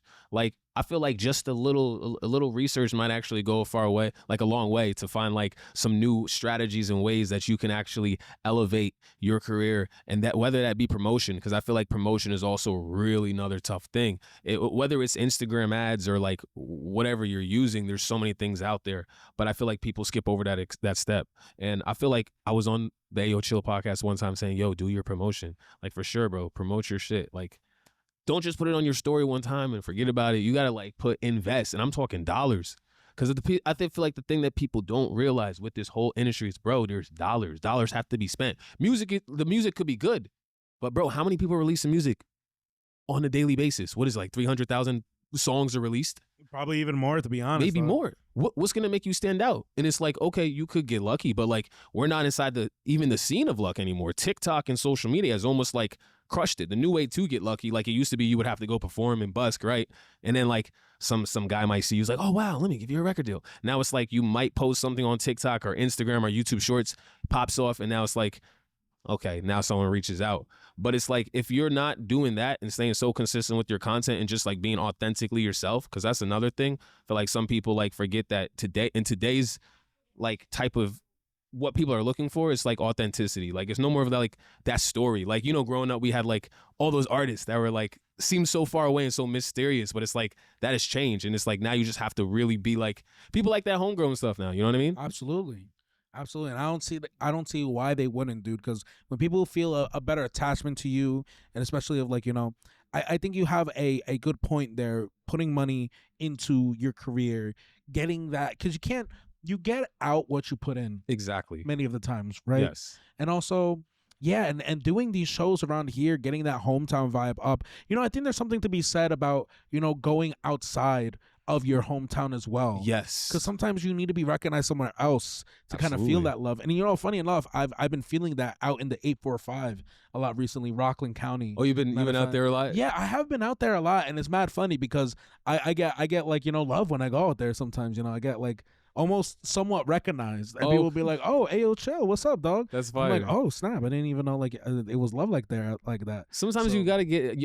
You probably heard the one thing that people say, like sometimes you gotta get out of your hometown to like for people to recognize you, or for you finally break in. Absolutely. Art is always the idea where it's like most of the time, if you were to like promote to like South Africa per se, they'll see you because you're American is more like, oh my gosh, that's a celebrity. Snap, Johnny whoa. Walker, come perform. South Africa. Super fire, yo. Well, we're here towards the end of the podcast, man. I don't want to hold you too much, but it's a pleasure having you on, as always, Mr. Johnny Walker. Is there anything else you want to tell the people before we start heading out? I just want to say, whatever you're working on, stay focused. Don't let anything hold you back. Honestly, like, do what you love with the people you love, and, you know, just try your best. That's really what it's all about. Johnny Walker. Check a lot of the music coming out, yo. Yeah, let them know where they could find you. Any shout outs? Now's the time to look at the camera and let them know. Drunk on Johnny Walker on all social media platforms. Check out my new song I did recently just dropped, Sweet AF. Just go to your phone and say, play Sweet AF by Johnny Walker. Sweet AF by Johnny Walker now playing. Yeah, if you got like an iPhone, just run that. But you probably have Spotify, so if it's connected, like just run that song. But like, check that out. I got a lot of music coming out, but yeah, thank you. This is about much love, Mr. Johnny Walker. We'll catch you on the next one, brother. God bless. Ladies and gentlemen, it's getting to that time on the podcast where things are getting a little different. To the left of me, to the right of your screen, my friend. Please let the people know who you are and where you are from. Floshack from Jersey, you know, Madminds shit. Floshack, back in the building, Mr. Floshack. It's been a while since we've seen you. A minute, word. When was the last time you were here at Madminds? Actually, a couple weeks back, I stopped through, checked out the show and shit. I ain't performed, but word up. Yeah. Before that though, it's been like months. I ain't gonna hold you. I've been just getting around. Why haven't you been at the show, dog? We miss you, dog. I know. I'm just like, I started to get around because I need to network. You feel me? Get around. I always come back. You feel me? Like, because the Jersey, you feel me? It's small, but it's feel like a toxic relationship, dog. You're just like, yeah, but you know, I always come back. I need to get around a little bit. You feel me? I mean, I was just getting used to the flavor. I want to switch it up. Nah, it's all love, Floshack. We know it's all love, facts, dog. though, you know. What you been up to, dog? Let the people know. Shit, I've been locking in. I've been getting, you feel me, performing, getting my name out. And you feel me? I've been perfecting my craft and getting into more, you know, me as an artist. Cause I was just focused on other shit before. I mean, pardon me, I'm not. You feel me? But yeah, like I was focused on other stuff besides me. I feel like, you know, even life stuff, circumstance and stuff. But I'm like, I need to get back with me, get back with my music, and you know, get everything that I promised myself. You feel me? Okay, yeah. And do me a favor, just pull that mic a little bit more close to in front of you. Feel free to move it. Yeah. That's what up. My fault. So you say you've been on this journey, locking in more into your craft. What does that look like? What does it look like to be locking in more into your craft? Well, shit. I feel like I've been listening to my music more, like what makes me different, because I was, you know, I try a lot of different things, genres and stuff like that. It's fun to me. I love music in general. But now I'm like, you feel me? What am I best at? What do I shine in the most to me? And you feel me? That's going to really be able to run it up to where people recognize me for what I'm unique for. You feel me? And maybe this is the perfect time to ask you this question then. Mm. And you know what? I'm gonna give you the layup. All right. Don't feel nervous. Don't feel nervous. All right. No, I don't Maybe get feel a little nervous. bit nervous. Cause if you're watching this podcast right now, I need you to listen up, dog. Yes, sir. Because this is one of the questions that I ask artists, and they flop harder than Steph Curry at the 3-point line, dog. Let me hear. What makes your music different? / why should people tune in with you? And please, for the love of everything that's good in this world, don't say because you're lit. Nah. One thing I don't do though is you feel me? I don't boast myself. Like I let the people do that if they feel like it. End of the day, I want them to, you feel me, get me and all of me. And I got mad sides to me. So through my music, honestly, you gonna hear all the different sides. Like I like having fun. I like, grinding, getting back to the, you feel me, motivational shit. Like where we going with this shit? Like only way is up, you feel me? Like where we going next? Like leveling up. I'm into personal growth and stuff like that. So you get a lot from my music, you feel me? You get my emotions when I went through, you feel me, the ups and downs. You feel me? You get all around somebody you can relate to. And the stories of my life, hopefully the experience, you feel me, could help other people through theirs. And it will. I mean, I've been hearing, that's why I'm like, I love music because people, they just connect to you more. I don't talk too much, you feel me? So as much as my music though, I feel like you can know me better if you just listen to me through that, because I don't like to talk about myself too much, you feel me? I just like, you'll catch something. Like I could say it's all to the individuals. Like at the end of the day, my music being special is always gonna be music and special to me. So to them, they're gonna find something that's special to them, but that's gonna shine to them. Somebody could find something else in me because I said it's different sides. You feel me? End of the day. Absolutely. Well, Mr. Floshack, very well said. I appreciate you for coming on to the podcast. Anything you want to say left to the people before we start signing off here? I got some music on the way, some merch on the way. I got great things on the way, and you feel me? I'm not gonna say too much. But I appreciate you for having me on the podcast at Ayoo Chill. I appreciate you too, Madminds, you feel me? Let Vibe the people all the know time. where they can find you, your Instagram, any shout outs. Now's the time to let them know. Word, shout out my team, Point Blank all day. Jersey, you feel me? Everybody running it up, you feel me? Jersey, yes sir. And shout out Turk for having an amazing platform of getting community together like this, you feel me? And we're going to keep going and keep pushing. Only ways up. Let's get it, man. Thank you so much for coming on to the pod. I'll catch you on the next one, dog. I bet. Ladies and gentlemen, one of the best things about this podcast is seeing people you haven't seen for a long time, and now they're back here, Alphawave Studios in Whippany, New Jersey, here at the Ayoo Chill podcast in our brand new podcasting studio. My friend, please let the people know who you are and where you're from. What's going on, y'all? I go by the name of Kproetic, 1/4 of the Real Music team. 2 hometowns, Roselle and East Orange, New Jersey, man. How y'all feeling? Mr. Kproetic, it's amazing to have you back. Yes, sir. In the studio on the podcast. We haven't seen you in a long time. Yeah, I was here for I think it was either May or June. I think it was the last one y'all had here. I came and just supported and just checked it out. It was probably the Madminds live open mic podcast. Yeah. That's what it was. When y'all was on stage doing it. Yeah, I was there for that. How did you what you think about the show? I'm interested. Look, well, I'll say this. Madminds is one of the platforms. One, y'all do everything at a really high level. Very high level. So I got to give y'all that. But also the range of artists that's here, this is one thing that I've been telling a lot of people that have like huge platforms. I'm like, I like the range of artists I see here. Seeing a guy come up there with a guitar, seeing a guy come up there on the piano, seeing a guy come up there rapping, poetry. It's literally like all facets of like just art.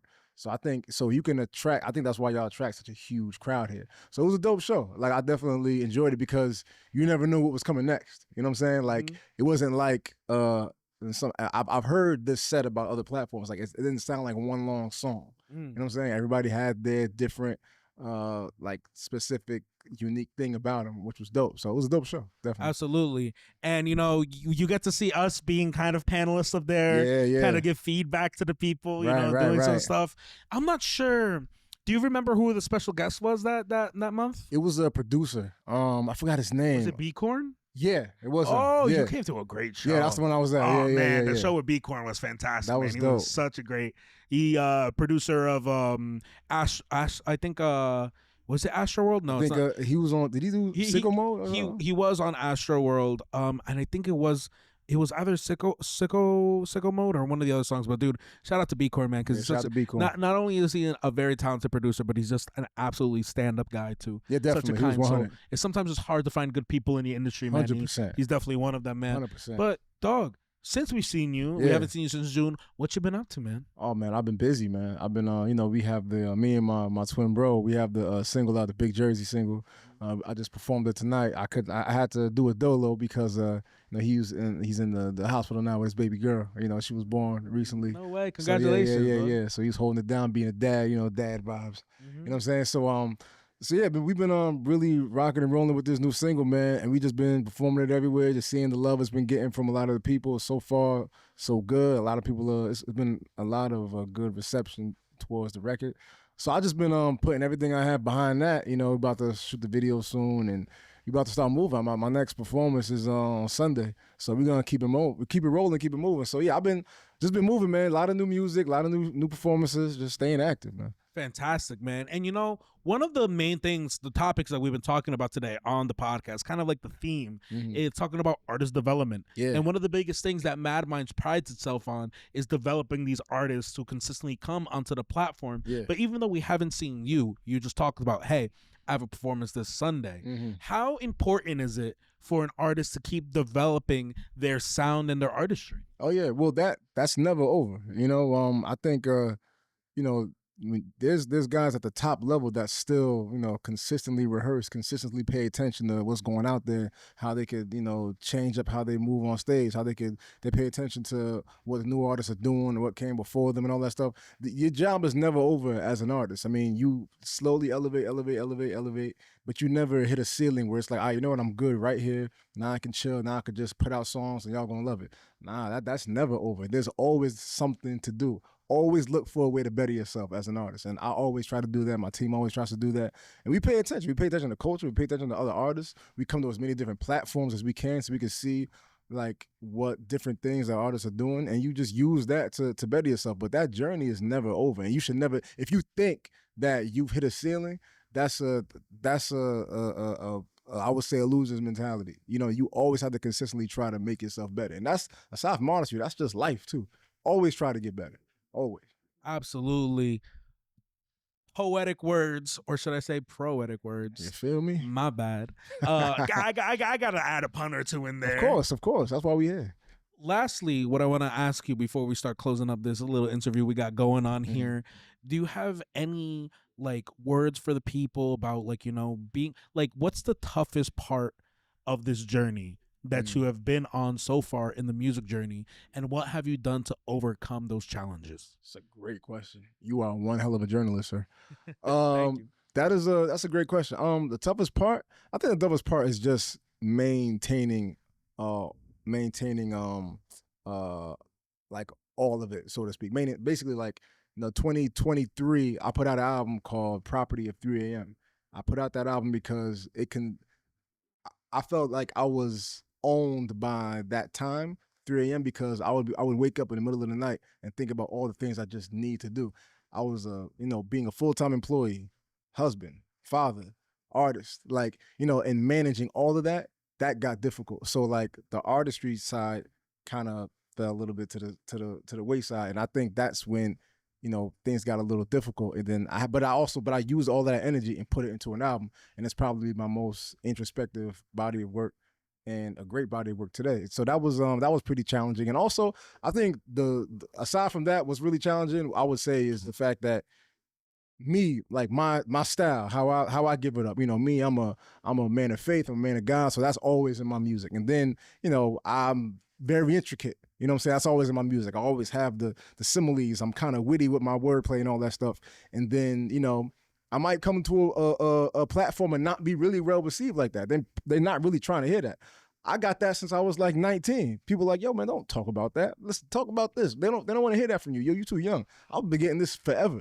But so that was a bit difficult. But I realized the best way to overcome that was just not change.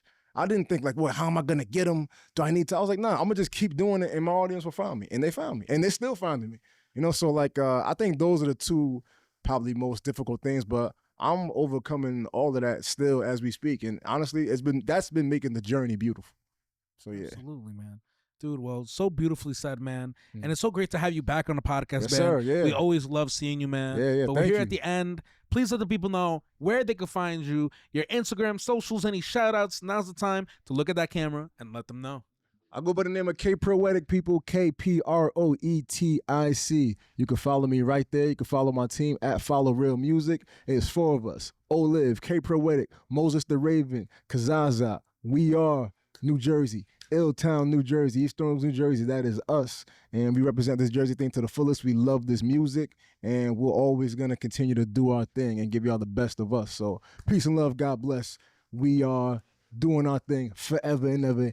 Ayoo Chill is in the building. I feel like sitting here for another 45 minutes, but I can't do that. We got hella artists that's about to come in and do this thing. But it's all good. Peace and love, brother. I'll catch you on the next one, man. All right, my man. She broke the headphones, ladies and gentlemen.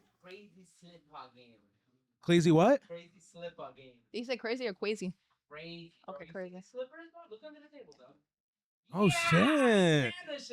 Ladies and gentlemen, welcome back to the Ayoo Chill podcast. Just finished watching the first little part of Miss Merilyn Garcia's set. Had a good time talking to some of y'all and getting up on stage. But without further ado, to the left of me, to the right of your screen, my friend, please let the people know who you are and where you're from. People of the earth, I am Leya Welch. I am from New Jersey, and I am a creative artist. Awesome. Miss Leya Welch, and just do me a favor, just grab that microphone, because if you can't hear yourself, the people cannot hear you. So, Miss Leya Welch, you're from New Jersey. Do you care to share with us what part of New Jersey, or is that on the wraps right now? Central Jersey. I know it doesn't exist to a lot of people, but I am from Central Jersey. I will represent. Yeah. Dude, Central Jersey definitely exists, and I was definitely one of those people who did not believe it existed. But Very ever much. since Governor Phil Murphy put it into law that it exists, everybody who says it doesn't exist is wrong, and I refuse to be wrong. Yeah, no, it's a thing. Yeah, no, it is definitely a thing. I don't know if it was a thing a couple years ago, but we'll leave it at that. My friend, are you a singer, rapper, dancer? What is it that you do? I'm actually a hair artist. You are a hair artist. I'm a woman of many talents, but my main advocate is the hairstyling. Well, your hair is very beautiful. Thank you. It's So- not as creative as it usually is, but I do like the vibrancy and the color that I do bring into the room with it. Nice. How did you get started with hair? I've been doing hair since I was about 11 or 12, but after high school, I realized college wasn't for me. And I went to cosmetology school, got my license degree, all that. No way, yo. I do a lot sick. of the artist hair here, I'm not going to lie. So how long have you been doing hair for? Unprofessionally, over 10 years. Professionally, about 2-3 years. Nice. So what has been that difference? What that shift? Because I know sometimes, getting a piece of paper that says you're legit doesn't necessarily make you legit. Not at all. But the same way, if you thought Central Jersey wasn't legit until it became legit, with some people in the room might feel a certain way, Can't let them feel away. No, it's a thing. but they're wrong. Mhm. So what is the difference now between when you were doing it unprofessionally and now doing it professionally? Honestly, I can say difference now is like I realized I want to be my own boss. I don't want to work in a salon. I don't want to work for other people. A lot of people do under the table or a legal thing. Like you got to pay for a booth. You got to pay for your space. You also have to bring the clientele in. I work for myself. I work out of my house. I pay the bills and it feels good. It feels good definitely being the professional aspect and able to advocate myself as somebody that's gone to school for this, learn the skills. But I'm also not going to lie, in school, I didn't really learn the skills that I use. I'm a professional backstreet braider. I like the cornrows. I like to twist and I like the locks. I like the protective styles. Fire. So is there anybody that you could name drop? You don't have to if you don't want to. But some of the artists here, who have you done hair for? CeezSoCrazy is actually wearing the braids that I did. Yeah, he's wearing the braids now. His hair is fire. His hair is fire. The last 2 events, I'm pretty sure his braids were, mine. Nah, his braids are insane, yo. So this is your first time here on the Ayoo Chill podcast. I know that for a fact. But is this your first Madminds event? No, I've been coming to Madminds since about January. I got introduced to the whole group. No way, yo. I love it. You love it? I love it. What do you love about it? I like the fact that I feel welcomed and I can be myself in the area. It doesn't even matter who shows up. It's just the fact that everybody here is welcome and allowed to be themselves, whether they're showing it creatively through their style, their music. Because a lot of people, I'm not going to lie, they go on the stage and you might not expect what they're going to bring to it, but there's a lot of how do I put it into words? A lot of surprises when it comes here, but it's always positive energy. And that's why I always make it a point. Even though I'm not an artist, I'm into poetry. Mm-hmm. I make it a point to show up and show face. I feel welcomed here and I love it. Absolutely, yo. Well, I'm so glad that you feel that way Thank because it's you. exactly the type of energy we're trying to put Mhm. out into this community. Mhm. what are your goals? What is the dream with your hairstyling journey? I want to be rich off talent. And it's not just the hairstyling that comes with it. Yeah, that's great. I want to work with great people, but I don't want it to just be like a protective style that comes to. I want it. It's your crown at the end of the day. You can't just let anybody play in your hair. I put the energy into it. I allow the space for you to feel comfortable. There's a lot of things that come with it, honestly. Damn.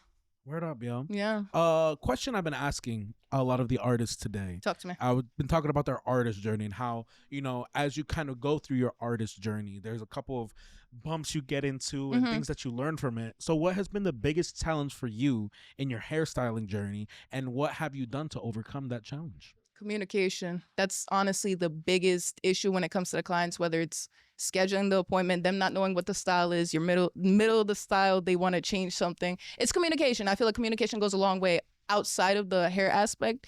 You get a lot done when you just say clearly what you want or what it is your goals are. Communication is literally key. Absolutely. Well, that's a great point, because honestly, this whole podcast is based on communication and me communicating with you. You know, it's funny. I had, how do you feel about dyeing hair? Honestly, if you can take care of it and maintain it, go for it. But I also like to, I have dyed hair, obviously. Once you go into the dyes and the colors and you realize the freedom that comes with expressing yourself through colors, you can't go back. And honestly, just say take care of it, because it's a chemical on your hair. Just take care of it. Take care of it and take care of it. Keep it moisturized for sure. Yeah. Point tip, anybody? Oil is not a moisturizer. It is a sealant. Before you put oil in your hair, please put a moisturizer, or else you're going to lock in dryness. That's a tip. Yeah, There's a lot of people that I don't used know. to have my hair dyed before. I went through this era, maybe. Rose, when was that? Rose. Motherfucker. Rose. What do I pay you for? Rose. When was Rose? When was the last time I had my hair dyed? What was that, a year ago now? Yeah, the blonde. Yeah. Blonde. I was blonde. Originally, I was like platinum blonde. Platinum blonde, that's like the Yeah. highest on the scale, yeah. I loved, or was it, is platinum like the silvery blonde? That's like damn near white. Oh, no. Maybe it wasn't platinum then. It was like, I was like silvery. So more blonde. ash blonde? Maybe something like that. Yeah. And it like lasted for maybe like a month. Yeah, I 'cause got it grows out. when I was in El Salvador. I was like, why not? Let's like do it. And it looked pretty good. And then I got it done again here. But then I realized the prices in El Salvador Are not the same here. It's not the prices Not here. the same here at all. And they've gotten like very like, you know, like fartsy over there in El Salvador. So they have a lot of people who are good out there. Definitely. So, but I think the whole thing, like especially the first time getting it dyed and everything, I paid like $80. Okay, that's doable. And I thought it was like, cool. And then I got here to Jersey, and it What's was over like here? it's like $250. Yeah, no, that's, I don't want to say for the white people, but they Mm-hmm. like their shit blonde. Yeah, so I was like, damn. So They'll pay that. But we are coming close to the end of the podcast. Yes, sir. I don't want to rush you out of here, but if there's anything else that you want to promote, let the people know where your Instagram, any shout outs, now's the time to let them know. I'm a creative. Obviously, I do hair and everything, but I also customize clothes. I make clothes. I crochet everything by hand. And honestly, just keep giving positivity to the world. It doesn't matter how hurt you are, your history, your past. Just keep being positive. Just keep being positive, because nothing's going to shake that. Absolutely. Yeah. Well, my friend, thank you so much Of for coming course. on to the Thanks podcast. for having me. Did you tell them where they could find you on Instagram? Oh, you can find me on Instagram at Leya, Layeuhh. All right, Miss Leia, thank you so much for Thank coming on to the you. podcast. Hopefully we get to see you again. Thank you. You'll see me again. I All promise. right, bet. Thank you. I sound like a motorcycle. Ladies and gentlemen, oh, wow. Oh, I pulled out a part of my headphone out for a second, but ladies and gentlemen, welcome back to the Ayoo Chill podcast. My name is Ayoo Chill, aka BECO Beto, the guy with the toe. To the left of me, to the right of the screen, somebody who I've been listening to since 2016, but didn't even get to meet him till 2025. Took me 9 years to finally meet this man in person. To the left of me, to the right of your screen, everybody, please welcome Mr. Dippy The Lad. How are you doing, Mr. Dippy? Very, very good, Ayoo Chill. Thank you so much for having me, man. Dude, a pleasure as always, man. We got to talk a little bit in the hallway before about like how you're doing and what you're doing. Dude, let us know, dude. What's new with Mr. Dippy?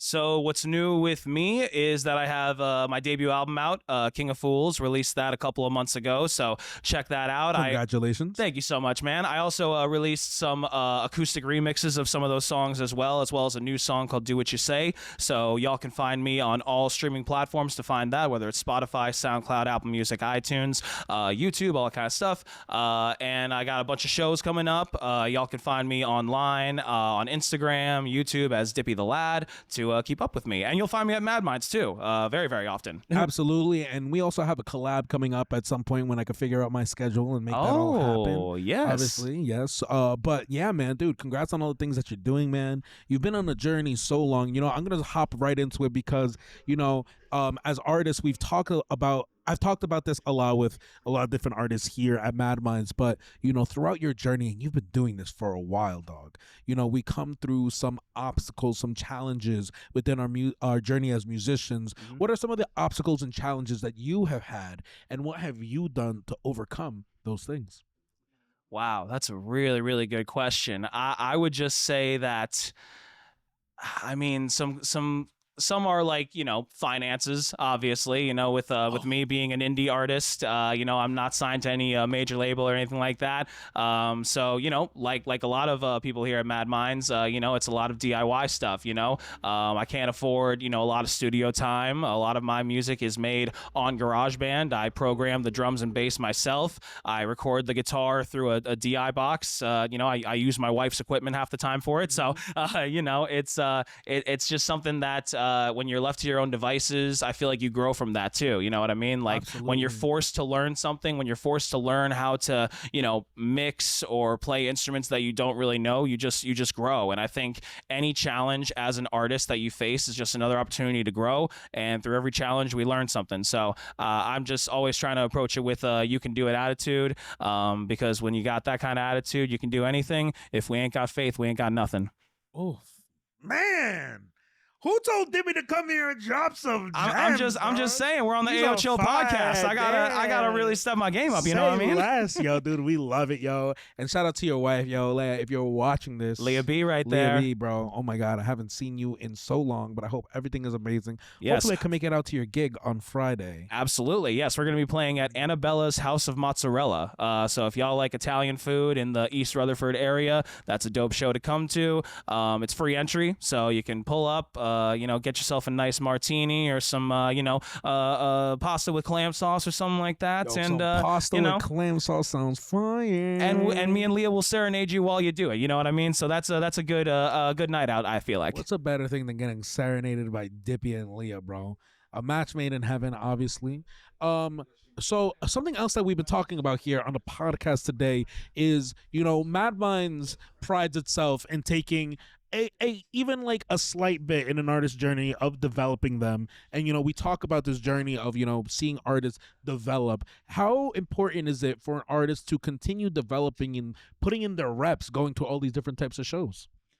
I mean, practice makes perfect. That's what I've always learned. You know, I pride myself in being more of a performing musician. Performing is my favorite part of being a musician. So I think the more that you throw yourself into open mics, into shows that you know get paid for and all that sort of stuff, the more you throw yourself in there, the more you learn how to swim, and you learn how to swim better each time. You know what I mean? So it's really just about like doing it. I feel like we always get better through experience and just throwing ourselves out there and just seeing what happens. And I feel like when you approach those opportunities with respect and professionalism as well, it just makes everything go by more smooth. Oh, man, so well spoken, man. I'll give you one more question before we start closing up here, man. Oh, please. And this is specifically towards Madminds. You know, you've seen the Madminds community. You've been in the music community in Jersey for years now. How has Madminds changed the game for artists, or what are they supplying artists for through our community and events? I think the biggest thing is just the opportunity for some fresh content. You know what I mean? Like things like this, to have more of an online presence, I think is very essential as a musician, as a creative individual in general. You know, whether you're an artist, a painter, a poet, and you don't know it, but any of that, you know, you got to be online and you got to have, you know, some really cool stuff that makes you look really cool. And right now, I can just see that, you know, this is looking really cool. So I certainly appreciate that, man. It's great, and you know, there's not a lot of people that can do that. You know what I mean? You can host open mics all you want, but if it's not high quality, then it can only take you so far. And I feel like here there's a lot of high quality opportunities for a lot of musicians to not just get some high quality footage, but also some high quality connections, some high quality memories, and just overall, your reputation really grows at places like this that are run so well by, you know, you and Turk and everybody else at Alphawave Studios. Like, you know, it takes a village. village and a very efficient village to get this stuff done. And I just appreciate you guys for helping us artists just look really, really awesome. Absolutely, dog. Well, Mr. Dippy the Lad, it's a pleasure talking to you, man. So well spoken, man, and just somebody who's legit been doing this, dog, dude. Please let the people know where they can find you, your Instagram, socials, any shout outs. Now's the time to look at the camera and let them know. Yeah, so once again, my name is Dippy the Lad. That's 3 words all put together. You can find that on Instagram, Spotify, SoundCloud, YouTube, all kinds of stuff. I have my debut album, King of Fools, out right now, so feel free to check that out on all that stuff that I just said. I have some shows coming up to end the year. Shout out to my wife, Leya B, who is also an artist. Check her out on all streaming platforms. Beautiful singer, songwriter, and the next upcoming show with us, we are playing at Annabella's House of Mozzarella on this Friday, September 12th at 7:15. So if y'all are coming out, feel free to make sure that you're ready to eat, because we are going to be serving you up not just some groovy tunes, but also some really good food and drink from the beautiful people at Annabella's. So yeah, follow me online as Dippy the Lad for more information. And thank you again, Ayoo Chill, Madminds, Alphawave Studios. Appreciate y'all very much. Mr. Dippy the Lad, we'll catch you on the next one. Thank you, buddy. Appreciate that. Do I put this on? Yes, sir. Okay. My friend, please let the people know who you are and where you're from. I'm from Jersey. I go by the name of the Real Rafayel. The Real Rafayel. Welcome to the podcast. I believe this is your first time on the Ayoo Chill podcast, Yeah, Mr. absolutely. Rafayel. Absolutely. It is my first Nice. time. Is this your first time at a Madminds? It is. I visited the last event to kind of see how the inner workings of the event went, to sign up, to register, and then I couldn't perform that time. This is the first time I perform here. Word up, no censorship. Let the people know exactly how you felt about the last event that you went to, and that was the Williams Center Madminds Takeover in Rutherford, New Jersey. Bro, I was speechless. The whole organization is ran immaculately. I love it. I love what you guys are doing for the artists that are coming up. I love the exposure you're giving them. I think you guys are doing a great job in doing what you guys are doing. Keep going. Dude, thank you so much. And Mr. Rafayel, do me a favor. Just pull that mic a little bit closer to you so the people can hear you a little bit better. Absolutely. So tell us, where did you say you were from? I'm from Jersey. Clifton, Jersey specific. Oh, yeah, Clifton. Yeah. Yo, shout out Sharkies. Shout out the Cliff. What else? Shout out what else I know? Shout out Agave. Shout out the Burger King that be open 24 hours, right? Yeah. Sometimes, I don't even rock with Burger King like that. But listen, I'm on a diet right now. I'm trying to stay healthy. Yo, I'm on that type of regimen right now.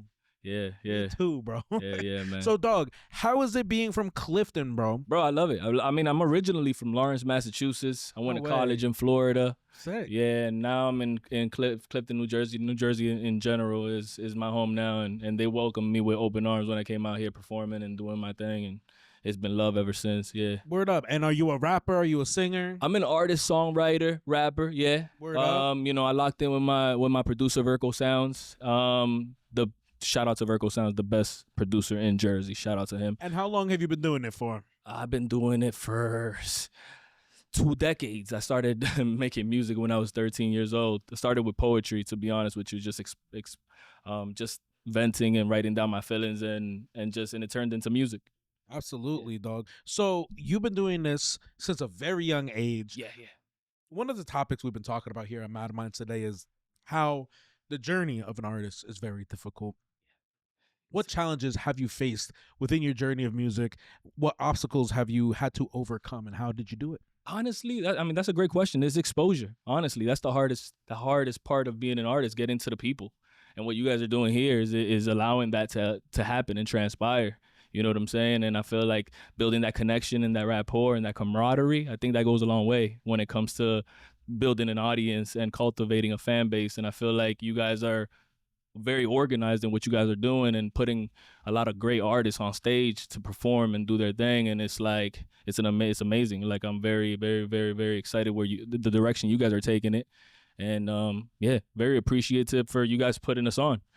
Awesome, dude. Is there anything else that you want the people to know about you that maybe that you feel like they don't, but they should? Honestly, I feel like I got multiple albums out right now on Spotify, iTunes, with hundreds of thousands of streams, and we're doing great numbers. Like the people are resonating to what we're talking about. I feel like music it should be a lot of right now. I feel like the industry is really watered down, and I feel like now's the time for like great artists to flourish and artists that are really talking about like real life situations and putting that in music and you know, so people can relate to that and gravitate to that. And I feel like it's a different time. I think that the tides are turning, and I feel like it's a perfect time for us to showcase what we're doing and continue entertaining the fans. Absolutely, my friend. Well, dude, very well spoken. Welcome to the Ayoo Chill universe and welcome to the Madminds universe. We'd love to see you around more, but now is the time to let the people know where they can find you, your socials, Instagram, any shout outs. Now's the time to look at the camera and let them know. Yeah, honestly, you can find me at the Real Rafayel. You can Google that. You'll find all my social media. You can also follow our new website. It just dropped. It's thephantomuniverse.com. Follow my producer, Vertical Sounds, as I said, the greatest producer in Jersey. I say the greatest producer in the world, but I'm biased. That's like my brother. And shout out to Butter, King Bohel Butter. You can follow him on IG as well, King Bohel Butter. That's actually my cousin. Shout out Butter. Yeah, we're Dominican. He's half Dominican, half Pakistani. Que lo que mani? You already know, and Vertical Sounds as well, Dominican. So, you know, from a Latino heritage and, you know, bringing people together. So, yeah, we appreciate you guys having us. Hell yeah, man, dude. Thank you so much for stopping onto the podcast. Hopefully we see you again, and I'll catch you on the next one, dog. I appreciate you having me. Peace Super and love. humble. Thank you. Ladies and gentlemen, you are not ready for this, dog. She has been avoiding me. She says Ayoo Chill is not a safe platform anymore. I don't feel comfortable talking to this Peruvian, chubby, Madminds lover. Ladies and gentlemen, to the left of me, to the right of your screen, it is the one, the only Madison Arruda. Welcome back. What's up? To the Ayoo Chill podcast. I just need to say it's actually because you're too cool for me. Every time I come over here, you're like, nah, we're done for the night. Yo, my bad, dog. Nah, dude, I'll tell you what, dude. Shout out to my staff that I have helping me out during all my shows. They really just keep me like, listen. When I started the podcast, and don't worry, I'll give you a couple extra minutes, bro. Rose won't mind. I'll give us a couple extra minutes on this one. Dude, she always murders it, dog. Really? Yeah. I haven't performed in a while, so. They wanted to see her. Word up. That's love. That's love. And you know what, dude? Big shout outs to Rose and my little cousin, and also Mr. Nathaniel Hawkins, dog. Ever since I've had them like help me with the podcast, it's just changed the game for me because it lets me focus more on the podcast and talking to people. Yeah, it looks but upgraded for sure. when it's time to go, it's time to go. Let me tell you, bro. Rosie's like, get up. He tells everybody, he's like, it's time to go. No more. I'm sorry, my friend. Next time, come to the next Madminds, my friend. I'm sorry. I made it this time. Well, you made it this time, and I made sure he went to run out and get you, dog, because I wasn't not going to have you come onto the podcast. Miss Madison Arruda, how are we doing? I'm good. I feel great. I just performed. I'm so sweaty.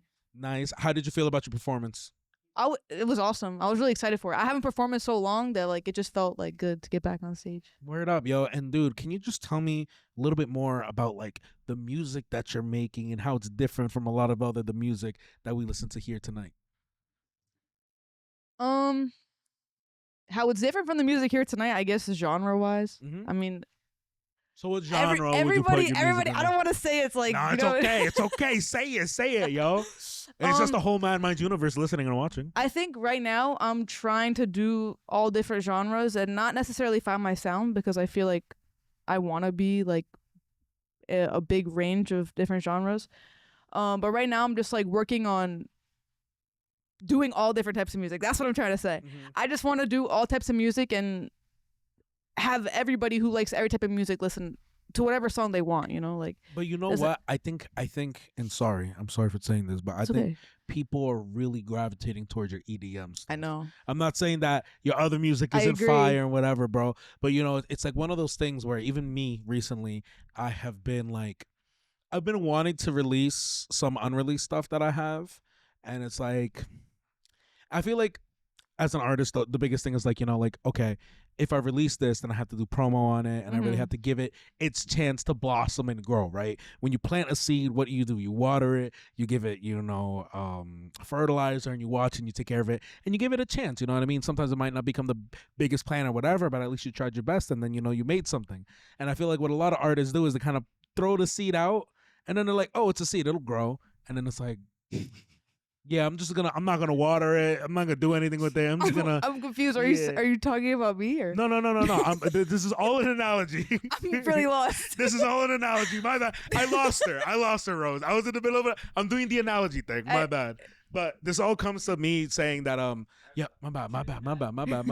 Cut this. I decided. Unfortunately, we don't cut things out at the Ayoo Chill podcast. Okay. But I decided to kind of go down my opera route and everything. I'm kind of really just trying to hone in on the opera and like really like get that like shining until I get to go on to the next journey of doing more like, I don't know. I've been playing with some folk music. Been playing slightly with like hip hop and stuff. Okay. I have some collabs out with AK-47. I did hear your one collab. I liked that one. Yeah, just like making some hooks. I like making hooks. If you ever want to work on music together, I'd love to work on music together. I'm down. Let's do it.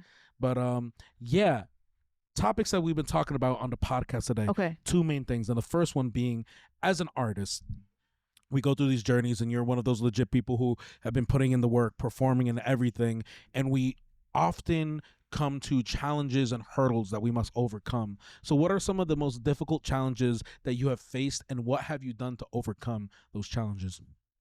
This is actually like a current problem for me. Like I've been going through some challenges. Definitely comparison.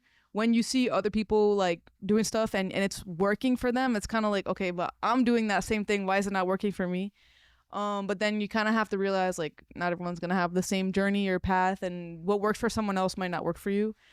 So that's definitely something I feel like everybody definitely goes through. Something that also helped me is like not really going so much on social media and just kind of posting and get off type of thing. But I mean that's different for everybody. Everybody does social media different, but that's just what works for me. Absolutely. Second thing I want to talk about to you. Something that Madminds prides itself on is its development of the artists within our community. And we've seen some artists go from like when they just started out to like doing amazing performances. And I feel like low-key you might fall under that category as well, because I remember you performing, correct me if I'm wrong, out in the Claremont Distillery back when it used to be in Fairfield, and that was a wild time ago. And seeing that journey from then and how the people felt then and seeing how the people feel now, it almost feels like you've grown a lot. You've honed in on yourself. Sure. So it's kind of a two-parter, and feel free to answer however you like. But how do you feel like how Madminds has helped develop artists within the community, and also how do you feel like your development journey is going? Okay, well, for one, the first time I ever performed at Madminds was actually like fueled me. Like, oh my god, like I love performing because of the energy, and just this like specific like event and all the Madminds is really good. Like, it doesn't matter if it's like 10 people in the audience or like 100, like, or whatever, 400, 500.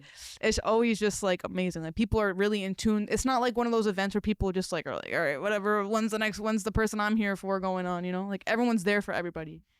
So I like that, and Madminds has definitely like helped me like come out of my shell and be excited to perform. Sick, yo. And then my next thing, the second part to that question was, how have you developed in your journey? What are you doing to currently develop yourself, your sound, and your artistry?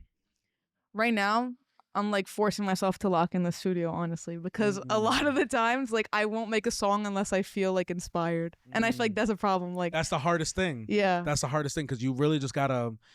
There's a wonderful book that many artists have talked about, and I feel like it's kind of played out, but it's almost it's really a dope book. It's called The Artist Way. Okay, I never and read it's that. like a whole it's a book about like just programming yourself every day to wake up early in the morning, or just get on a schedule and just write. You know what I mean? Write a song, even if it's like ass, sorry, I don't like to curse too much, but even if it's straight why up, would you say that? Straight up dookie, bro. And it happens sometimes. And even me myself, I like to challenge myself too, of like, how many times have I put on a YouTube type beat, Yeah, literally. and just been and I just write a song to it. And even if it's like a song that's terrible, I even like watching these master classes on songwriters on YouTube, and they're just like, all right, let's just make a song today. What are we writing about? Let's write about cups. Okay, let's write about how much Yeah, we literally. love liquid. And then boom, you write a song and then maybe it turns into something else. So I think Literally. that's really dope.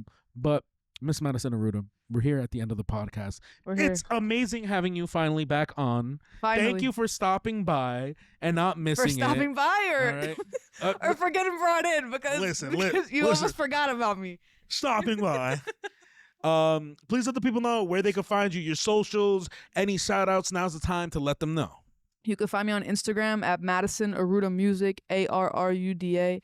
Remember that because he's not going to put it in there because he's not going to edit this, okay? I'm going to try. I'm going to do my best. You'll find it. Look at the description. It's definitely going to be in there. No, it's I'm going to not. try. I'm going to try It's my not best. going to be there. It's not going to be there. I'm going to try my best. All right, All Miss right. Madison Arruda, thank you so much for stopping by. I appreciate you. We'll catch you on the next All right, one. I'll see you. Peace and love. Ladies and gentlemen, if you're watching right now, you're looking at the brand new set and partnership of Ayoo Chill podcast and Alphawave Studios here in Whippany, New Jersey. If you're looking to host your own podcast or potentially have a podcast with me, Ayoo Chill, here in this exact same room, you can find that now at alphawavestudios.com. Check out Alphawave Studios on YouTube. Check them out on Vimeo. Check them out on Instagram. Alphawave Studios have one of the most high-class rooms and studios available for rent to the public. Me personally, I believe that they are the best studio in Jersey, hands down. The community that they create, the quality that create, the staff and family that they create here in the studio is unlike anything else that I've experienced here in Jersey. And I've been in the music game for well over 15 years. Guys, go check out Alphawave Studios on Instagram. Click on the link. And if you're trying to book a podcast with me, Ayoo Chill, you can now do that with Alphawave Studios. So if you like what you see and you like the set, hit us up, Ayoo Chill Studios on Instagram and also Alphawave Studios on Instagram. Now back to your regular scheduled podcast. Don't worry, we'll cut this part of the podcast out. Starting in 3, 2, 1. Ladies and gentlemen, welcome back to the Ayoo Chill podcast. For the first time, we have one of our premier members. Not that there's any level or anything. All of our members are premier. But listen, this guy is very special because he's one of the heartbeats of the Madminds show. We literally could not have this show without him. Ladies and gentlemen, to the left of me, to the right of your screen, it's the one, the only DJ Phinese. Welcome to the Ayoo Chill podcast, my friend. How are we doing today, dog? Appreciate it. I'm doing well, man. Can't complain. How you doing? And not only that, guys, it is this man's birthday. Shout out, yo, birthday in the comments. Hey, Appreciate you. Thank how you, we thank you, feeling, thank you, dog? thank you, thank How you. are we feeling today, dog? I'm good. I'm doing well. I had work, and then I came right here to Madminds. So you know this is a commitment for me. So I'm here working after work. This is my 5 to 9. So 5 to 12 technically. So Dog, I have so many questions to ask you in such limited time. Miguel, make sure you give us like an extra 2 minutes for the birthday kid, bro. Dog, how did you get started with Madminds? shout out to Cardi Quarters. He introduced me to Madminds. I met him through college, and then from there, he said, "Yo, I make music, bro. Like, and we also, I'm a part of this collective called Madminds. I want you to pull up to one of my shows. I'm performing." And I was like, "Okay, cool." And that's how it started. That's the legacy right there. I think it was 2018. 2018 was the first Madminds I pulled up to, and the rest is kind of history, you know. Word up, And dog. my headphones came off because I have a hat and all this stuff on, but. Maybe it's because he's feeling a little lit from the birthday serum. No. You know, I think it's so dope how, cause you came into the team, I believe, not too much further after I did. Yeah. I started about 2.5 years ago. How long ago has it been since your first show as our DJ? It's been for me, it's a year and a half because I started April of 2024, like when I DJed my first Madminds show. So it's been about a year and a half now. Yeah, because we're in September now. So And how has the show developed from when you first did one show to the show it is today? I mean, in just a year and a half, I've seen a huge improvement. being a part of the show has been amazing, and the growth I've seen in the last year and a half DJing this show has been incredible. I mean, just today, I think we saw like multiple new people for the first time DJing at Madminds. It's incredible what's going on. And I tell Turk, I tell you, I tell the whole Madminds team that I really see a vision with this movement. I think this movement is incredible. I think that we have something very different here than a lot of different open mic collectives in New Jersey and even in New York, in the tri-state area, matter of fact. It's really just a different vibe that I haven't seen in any other collective. So I think the growth has been amazing, honestly, since I've been here. Absolutely, dog. And not only do you have a presence, such a presence within our live shows and in person, but you also have a presence online. Can you tell me a little bit about how that has kind of taught, what have you learned from having such a big presence online as well? Yeah, so a lot of my presence online, I guess you could say, comes from TikTok. I have a TikTok where I'm just a yapper, bro. I just talk about different things. Like, if I wasn't DJ Madminds, probably talked about the Charlie Kirk situation that happened today, R.I.P. Even though he wasn't a great role model for at least my views, but that's besides the point. I have a great platform on TikTok and Instagram. Instagram is really where I showcase a lot of my DJ stuff and more of my personal side. But TikTok, I'm more so on the just getting my opinion out there. Just talking about a lot of vast different topics. Talking about different things that I feel like are true to myself, true to the people who follow me. And to be honest, like having that platform means a lot to me. And kind of similar to how DJing for Madminds feels. I feel a lot being the DJ here too, because I'm able to express myself on TikTok. I'm able to express myself here. I'm able to express myself even if it's for a short time where I'm doing a set. I'm able to showcase my skills on both social media and here, and it's been amazing so far. So awesome, dog. One thing that we've been talking about, and I think you're a perfect person to ask this, is we've talked about the journey of an artist, and obviously you are an artist as well, and the challenges and things that we face that we have to overcome. What are some of the biggest challenges that you've faced in your journey so far, and how have you overcome them? Man, I mean, I'm gonna be a little vulnerable here. It's my birthday, so fuck it. But fuck it. There was a time last year, actually, when I started DJing for Madminds. I was unemployed for a very long time. It was a year I was unemployed for. And in that year, I grew a lot in my personal endeavors. I grew a lot with my TikTok. I grew a lot with DJing, with producing. Everything kind of just skyrocketed for me. I mean, I'm employed now. I have a job now, but in that time frame where I was unemployed, I really was just focusing on myself. And that me being unemployed was tough, bro. I'm not gonna lie. Like the last year and a half or so, where I joined Madminds and I was always also unemployed. Like it was tough. Like it was bittersweet. Because, I had that free time to, like, really express myself and do what I really wanted to do in that time. But, the manyan was not coming in. I didn't get unemployment. Because I resigned. I resigned from my previous role.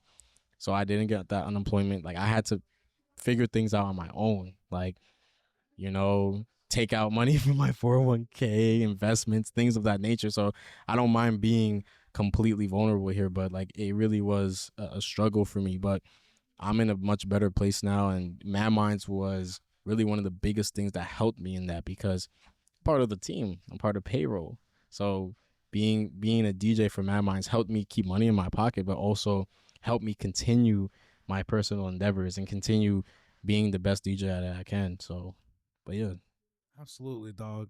Well, Mr. Finesse, I'm not going to keep you on here too much longer, but yes, it is your first time here on the Ayoo Chill podcast, and it is also your birthday. So if there's anything else that you want to let the people know before we start heading out, now's the time to let them know. Well, like, I don't want to be cliche and say that, to follow your dreams and just be consistent and just work hard. Like, everyone hears that, everyone says that, but being that today's my birthday, cherish the time that you have on this earth. Cherish the time that you have with your family, with your friends, with your loved ones, because you don't know when your time is coming. And just really enjoy the moments that you're in. You know, like life, you can't take life for granted. We saw today with a public figure that died. I mean, he had his own, you know, opinions about things, but regardless, you don't know when your time is. So like, live life to the fullest. Do what you want to do, even if it comes with struggle and adversity. Do what you want to do. Do what you think you're put on this earth to do, what you're destined to do. I feel like for me personally, I was destined to be a creative. Yeah, right now I work in finance. That's my 9 to 5, but I know that's not my end all be all. My end all be all is to be a creative, whether it's producing, DJing, doing both, being an artist, whatever it is. Like, I know that's my creative. So just do what you want to do. Like, keep working towards your goal. Keep working towards what you really want to do in life, and never lose sight of that shit, man. That's all I gotta say.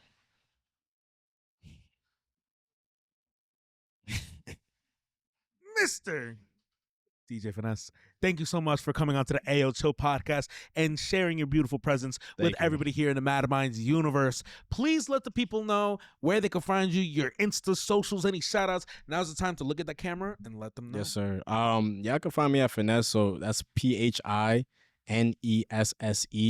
_. That's on TikTok. That's on Instagram.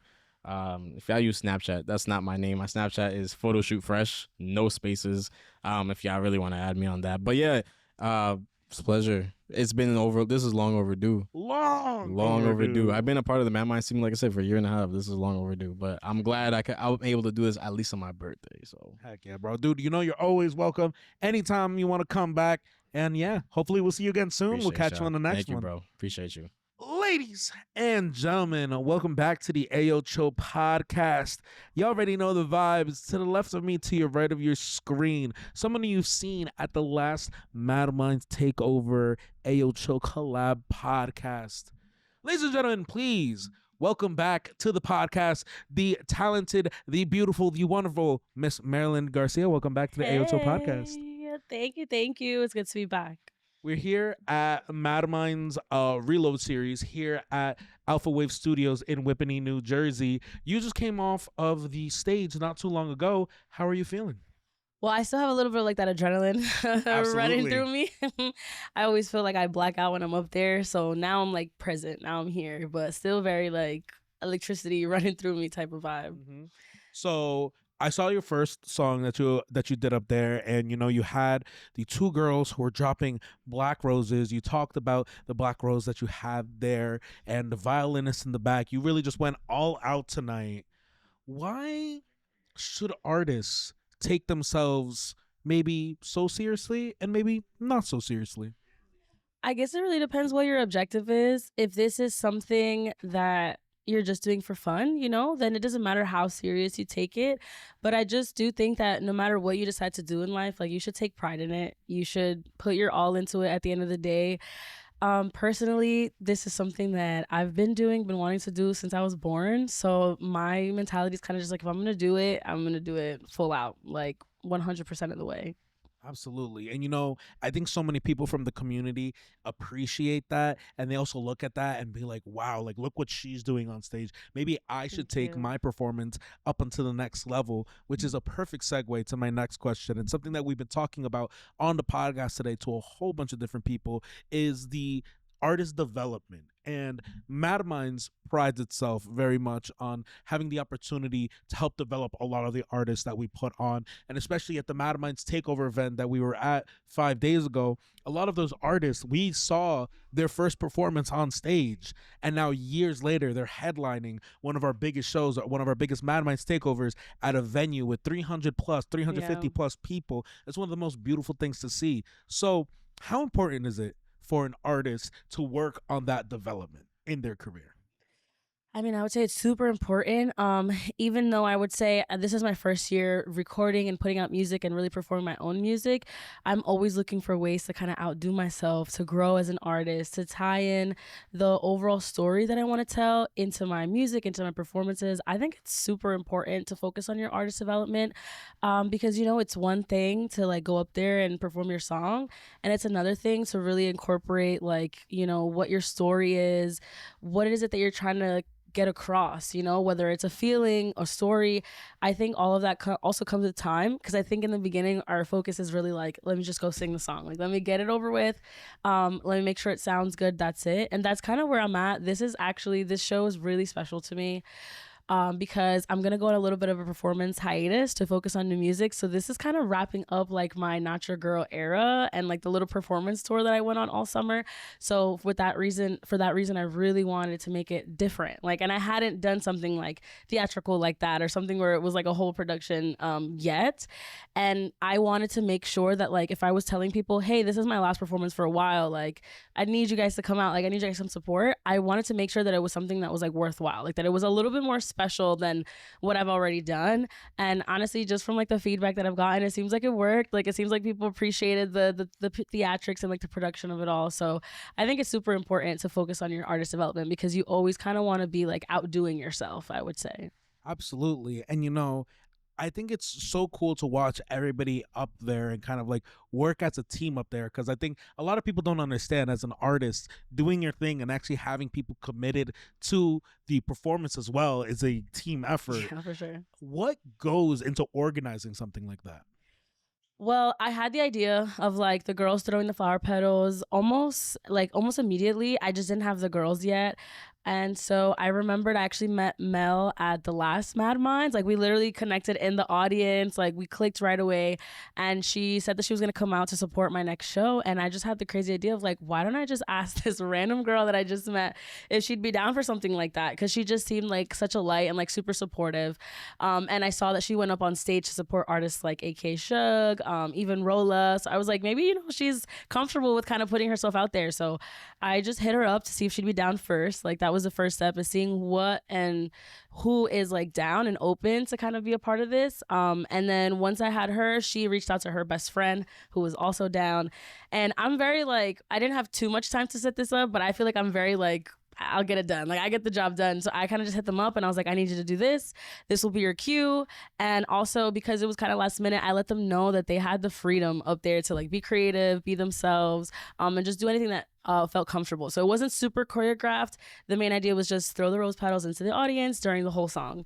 And as far as like my bandmates, like Joe and Self Perpetual, I actually have played with them before, like other venues, like at Loud Garden Festival. So it was kind of funny because they already know all my songs. And it's kind of funny because when I told Joe, like, oh, I need you guys, or if you're down, like I need you guys to perform with me, I remember Joe being kind of like, okay, like when are we gonna rehearse? I was like, we spent months rehearsing for Loud Garden. I was like, we don't need to rehearse. I was like, just remember what you did the last time. I was like, there's no time for that. We're on in 5 days, like, you know, our schedules are so crazy. So it was like a little bit of a last minute thing, but of course putting that trust into people that I knew would come through for me, you know? Absolutely. Last question I have for you, Miss Merilyn Garcia, before we start heading out here. What I've been asking a lot of the artists today is, we as artists go through a crazy journey of just hardships, development, how we talked about before. What are some of the biggest challenges you've had to overcome, and how have you faced those challenges? Well, I will say, to be honest with you, the biggest challenge I had to face before really starting my career was just self-doubt, negative self-talk, fear, all really like internal things, to be honest with you, because I guess I didn't realize like all the opportunities and things like that and all the resources were really truly at my disposal. It was more about me kind of taking that leap of faith, faith in myself, you know, faith in God, and just going for it, because what has stopped me for the longest was my own, like I said, your own voice, my own voice in my head. My own voice in my head. Yes, that makes sense.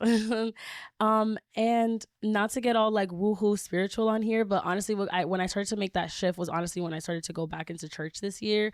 It really just grounded me and reminded me that I don't have to be so fearful and so anxious of the future, because God's already taken care of it for me. I just have to put one foot in front of the other and like put the work in. And I, up until, you know, and I'm not perfect, I'm still a super anxious girly, but up until that point, I think I was just overwhelmed with so much fear that it was literally holding me back. So when I started to kind of like tap in more into like that spirituality, it really kind of just gave me that confidence that I can go for this and I don't have to worry about the destination per se. Like whatever's meant to come of this will come, but I should be doing what I love to do regardless. And that's the whole point of like enjoying the journey. And I've never really enjoyed the journey before because I've always been so worried about the destination and what the future is going to look like. But I can genuinely say now that I'm not anxious about how this is all going to turn out because I'm having so much fun and I'm enjoying myself so much in the process. And I don't know if I would have came to that like mental shift had I not started like really getting into, like I said, more of spirituality and just trusting like whatever that might be for you, just trusting that that higher power has your best interest in mind. And you have to fight through, you know, temptation and struggles and all those things. But as long as you know like that the end goal is like you're gonna be okay and whatever's meant for you is gonna come out of it, like that's really kind of what's been fueling me. And I love, like, if I die tomorrow and like this is all that I've done, like I'm really happy with like all that I've done, you know what I mean? And I think that's really the biggest shift, to be honest, and how I kind of overcame that mental battle for real. Absolutely beautifully said, Miss Merilyn Thank you. Garcia. I think I could talk here like 5 more questions, but I know Rose would kill me. All right, my She's bad. a yapper. But please let the people know where they can find you, your socials, your Insta, any shout outs. Now's the time to look at the camera and let them know. Of course. You can find me on all social platforms as Merilyn.Garcia, and that is Merilyn with an E, not an A. I have an upcoming single that's set to release sometime in October, so stay tuned for that. And I'm on all streaming platforms as well as Merilyn Garcia. I remember what I was going to say. I tripped up. One crazy man named AK-47 once told me that the journey is the reward and to never forget that. 100%. And that's what I was thinking about when you were saying That's beautiful. Miss Merilyn Garcia, thank you so much for coming on to the podcast. you. We'll catch you sometime soon. Thank you. Ladies and gentlemen, y'all already know the deal. We're here towards the end of the night here at Alphawave Studios. Thank you so much for everybody who decided to come out today, talk with me, perform on stage at our first Madminds Reloaded here at Alphawave Studios. Usually we're doing the open mic podcast, aka Madminds Live. You should definitely come check it out every first Wednesday of the month here at Alphawave Studios in Whippany, New Jersey. But enough of that, because I got someone incredible to right here on the podcast, to the left of me, to the right of your screen, my friend. Please let the people know who you are and where you're from. King Ever. I'm a rapper. I'm from Chicago. Grew up in Chicago, and I grew up in Syracuse, New York. 2 crazy different places, actually. Both places that I'm actually very familiar with. Syracuse, how was it? Okay, so tell me a little bit about growing up in Chicago, then going to Syracuse, and then coming here to Jersey. Goddamn, what Chicago is like, it's really more turnt for real. Like, it's a beach throughout the whole city. Like, it's a vibe. Goddamn, it's low-key like a mini New York, but I like it better. And shit, Syracuse is a small town. You know, everybody knows everybody. Just shit like that for real. Word up. And now you living in Jersey? Nah, I'm in Brooklyn right now. You in Brooklyn. So you came out here all the way from Brooklyn? Hell yeah. Yo, dude, thank you so much for coming out. This is your first time on the Ayoo Chill podcast? Goddamn, hell yeah, it's my first time. Oh yeah, is this your first time at a Madminds event? Nah, I've been to like 3 of y'all events. Word up. I feel like I've seen you before. Well, thank you so much for coming on to the podcast, dog. Got You you, are bro. a rapper, a singer. I'm a rapper and I'm an engineer too. Word up, dog. How long have you been doing this for? Goddamn, 5 years now. 5 years. What's the hardest thing that you've come across in your journey as an artist, engineer, and how have you overcome it? I would probably say when I did my first performance when I was like 18 or 19. Goddamn, I didn't really know how to capture the audience, but my music has always been hard. I just didn't know how to capture the audience for real. Word up, dog. And now have you say like you feel like you're like more of a seasoned vet in this performance game? Yeah, I feel like just getting older, you just get better at communicating. You just all that, get better at performing, all that for real. And what can you tell me about these Mad Minds events, dog? How are they different from other events that you've gone to? Y'all really come together for real. DJ showing love, Turk showing love, everybody showing love for real. Like, I feel like at a lot of events, they just waiting for their turn. Like here, they fuck with everybody. Hell yeah, dog. So, one of the biggest things that we talk about here at Mad Minds and that we pride ourselves in is the ability to develop artists or at least help artists in their development journey. How important is it to continue developing as an artist, and how do you personally develop your craft? It's important to develop because it's like it's just important to keep improving. Everybody be doing the same shit. People don't be trying to be different, just be authentic. So me, I just be trying to rap on different beats all the time. Goddamn, I try to get better at different shit. Like I started putting auto tune on my music a couple years ago, but just constantly just experimenting with different beats and stuff. Absolutely, dog. Is there anything that you want the people to know about you that you feel like people don't really get to know for real online or anything like that? Nah, not for real. Just come fuck with me in real life. Word up, dog. And my last question that I got for you, man. Why should people tap in with you and your music? Cause I'm on a whole different wave. I'm not gonna hold you. But what makes it a different wave? Give me something. Goddamn, I'm just being authentic. I'm rapping about the things I go through, my problems, my music. Goddamn, how I cope with my problems. And then I'm also talking about being turned. So I'm mixing party music and real music together. Word up, dog. Well, my boy, thank you so much for taking the time to come onto the podcast and share a little bit of yourself with the Mad Minds universe.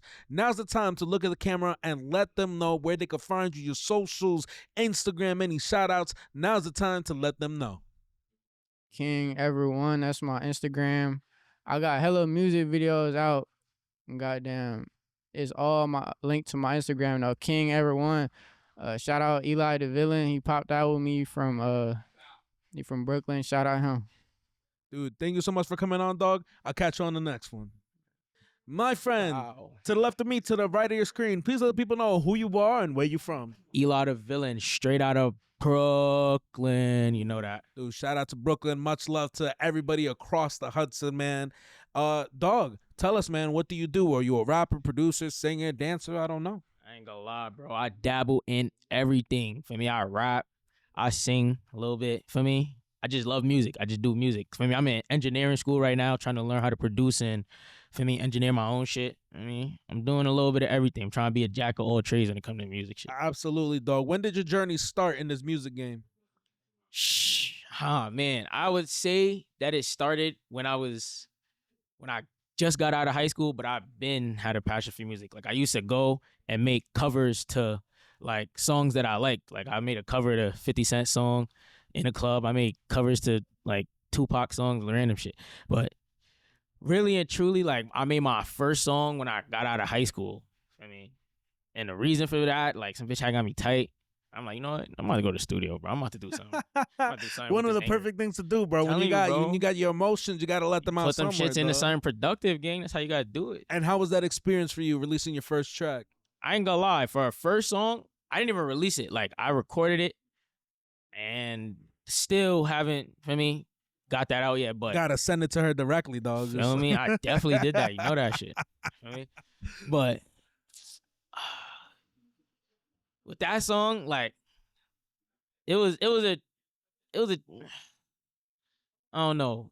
I had prior experience in the studio, so like my man's he a rapper and stuff. He was signed and all that, so I was there to see like the process and how you should go about it. So I was confident going to the studio first time, and even though shit wasn't sounding right first time in the studio, it was just like started getting used to it. Hey man, it's tough, dog. And how long ago was that since you recorded your first song? I got out of high school in 2020, so maybe 2021. Word up, dog. So fairly new to the game, but also been in it here for a couple years now.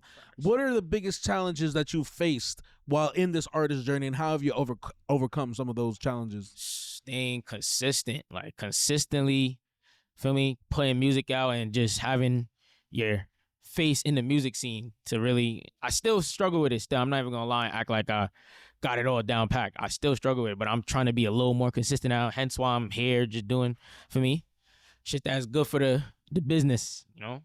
Good for the image. Absolutely, dog. Absolutely. And what's something that you feel like the people need to know about you?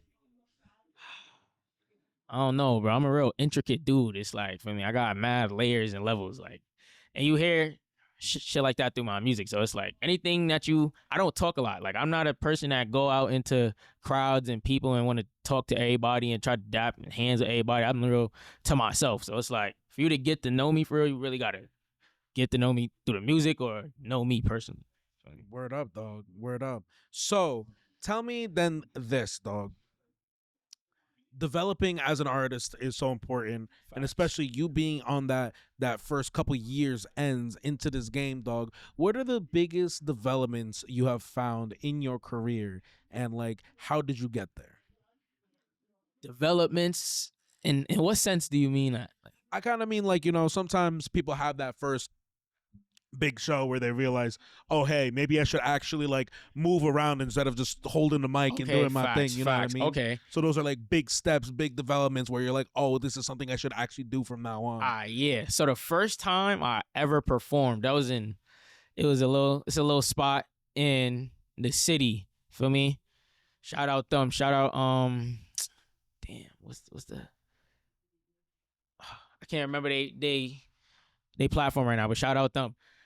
It's a little spot in the city. My first time performing, I was a little shook because I ain't never performed before. So I'm like, I realized I was just tending to stand there, not really look at nobody, and it was just me being kind of awkward with it. I had to like break out my shell. It's like, you gotta, for me, give them a something to look for in the music. You can't just sing the song. You gotta make them feel it for real. So I'm like, I started trying to be a little more energetic, look at the crowd a little better.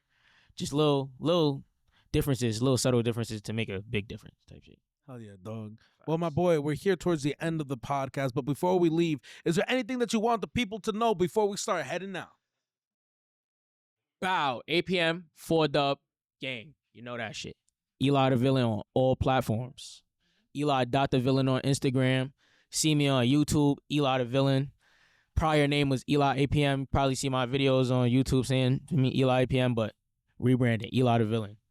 Mr. Eli, thank you so much for coming on to the Ayoo Chill podcast. We appreciate you so much, and hopefully we get to see you again here at the next Madminds. I'll catch you sometime soon, brother. Facts. Appreciate you. Appreciate Madminds. Appreciate Ayoo Chill. We lit. Turning the city up. Bow, Jersey.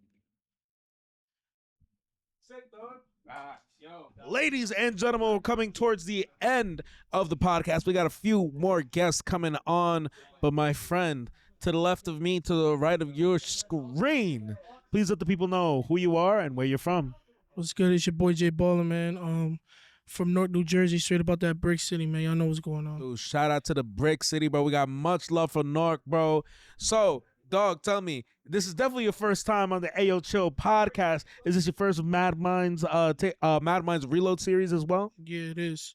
All right, bro. How did you hear about the show? My manager actually put me onto it. He saw the commercial and shit, and then we started looking at the recaps, and then we was fucking with it, so then he put me on it. Hell yeah, dog. Did you get to perform today? Yeah, I did. I actually just finished. No way. How did you feel after getting off that stage? No, it was definitely good vibes. It was definitely mad love in the crowd. People was definitely listening, and you feel me? They was definitely showing support. Hell yeah, dog. How is Madminds different than a lot of the other shows that you've been to? I say it's more organized, cause I've been to a lot of shows, and that shit just been mad organized. Like, I remember there was shows where I wasn't on the stage till like 3 a.m. So I would say it's definitely more organized. They doing the buzz. Yeah, and it's definitely good crowds. Word up, dog. Well, we appreciate it, dog. How long have you been in the music game for? I would say I've been doing music for about like I would say like 5 years, but I just started taking it serious for like a good like year and a half. Word up, dog. And how has that been this year and a half after taking it seriously? What has been the change? Um, my shit's been going crazy. You feel me? August 2nd, I opened up at the Brooklyn Unity Fest for Jadakiss, Lil C's, Kid and Play, all that. Now November 2nd, I'm headlining alongside Jim Jones and all that. So now that I took it serious, it's like my shit's really starting to take off.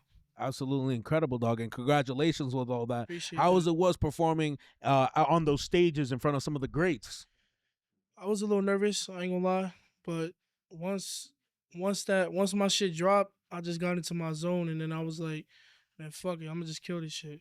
Hell yeah, dog. You know, we talk a lot about here on Madminds about, you know, the artist development journey, you know, and we pride ourselves here at this show at having artists who have had, some artists are here who are vets, much like yourself, and then we have other artists who might have touched the stage for the first time in their careers. Yeah. How has that development been for you throughout your journey up until today? It's been actually fire, cause I remember when I did my first ever show, and it was in front of like only like 20 people, but though for 20 people I was fucking nervous as hell. But I say, like, as I, you know, got loose, and as I started getting with the flow and the rhythm, and as I started taking shit serious, I just haven't had any problems. Like, I go into a show and I'm like, all right, bet I'm ready. Like, I don't get like none of the stage fright, nothing. So I feel like it's important to take it serious, because the more serious you take it, the more confident you are in yourself, and the more, you feel me, self-confidence you have to just do it. Absolutely, dog. Something else that we've been asking everybody on the podcast today as well is that, you know, throughout our journeys, we have a lot of challenges that we face, maybe obstacles that we face. What are some of the biggest challenges you have faced in your artist career so far, and how have you overcome them or plan to overcome them? A lot of challenges I have is that, you know, I would say, you feel me, being from New Jersey, I feel like that's my biggest obstacle, because I feel as though that Jersey is like the state that's always getting overlooked. Like, me being in the industry, I've seen so much talent, so much fire artists that have just got overlooked. So I feel like the biggest obstacle I have is being from Jersey, because I feel as though that there's artists who work their ass off, put in work 24/7, but still get overlooked. But I feel like me, I want to change that. So that's my main goal in my career, is to change that whole shit. Like, I want to really put on for my state and show them that Jersey is indeed one of the states that got the most talent that just gets overlooked. Crazy. Absolutely, dog. And you know, dude, literally the goal of this podcast is to do everything that you just said. So that warms my heart like nothing else in here. And also, not only that, Madminds is all about that as well, putting on for Jersey, uplifting the community, culture, and music through art, bro. That's what we're all about here, man. Last question I got for you, dog. And you know, I just want to give a huge shout out to the Brick City, man. Like, we love Newark out here, man. But I gotta ask, bro, being from Newark, bro, what are the best places, best restaurants, anything that you could shout out from Newark that you feel like people have to go to? You know what I mean? It could be like a place, a restaurant, I don't know, a chill spot, anything you got for the people. I'm gonna say this: if you haven't tried, if you from Newark and you haven't tried Diggy D's, you're not a Newark baby. And Newark, I feel like the best spots to eat in Newark is the Brazilian spots. Brazilian food is fire. You feel me? They got the Mexican food, fire. That's really the most, like, most race in that part. So I feel like you gotta try the Brazilian spots, all that. But if you definitely haven't ate Diggy D's, you're not a Newark baby at all. Yo, y'all heard it here first. Diggy D's, my friend, please let the people know where they can find you, your socials, Instagram, any shout outs. Now's the time to look at that camera and let them know. You can find me on the gram at Jayy Balla 973. You can find me on all platforms at Jayy Balla. You feel me? Shout out to my manager, Wilderness Records. Shout out to the whole squad, the whole camp. You feel me? Casanova Red, Stress the Killer, Mo Banger, The list goes on. My next show will be November 2nd in Brooklyn, New York at the Winter Warm-Up Concert. I will be headlining with Casanova Red alongside Jim Jones. It's going to be a movie. You feel me? Let's go. Absolutely, dog. Congratulations on everything that you've done. Thank you for stopping by the podcast. We'll catch you on the next one. Appreciate it. Podcast for years. You know exactly what to do, dog. I'm still not good. Ladies Nobody and gentlemen, watched. That was the we're next running into overtime. We're running into overtime for no overtime pay. Y'all already know the vibes. Y'all already know the vibes. For the first time, dude, I'm like checking off the Madminds team one by one. Dog, you might be. Oh, wait. Waiting. You might be the last person I need. Damn, am I the last one from the team? I think so. All right, I gotta go, guys. No. I feel like I've had Simbana on before. Maybe not.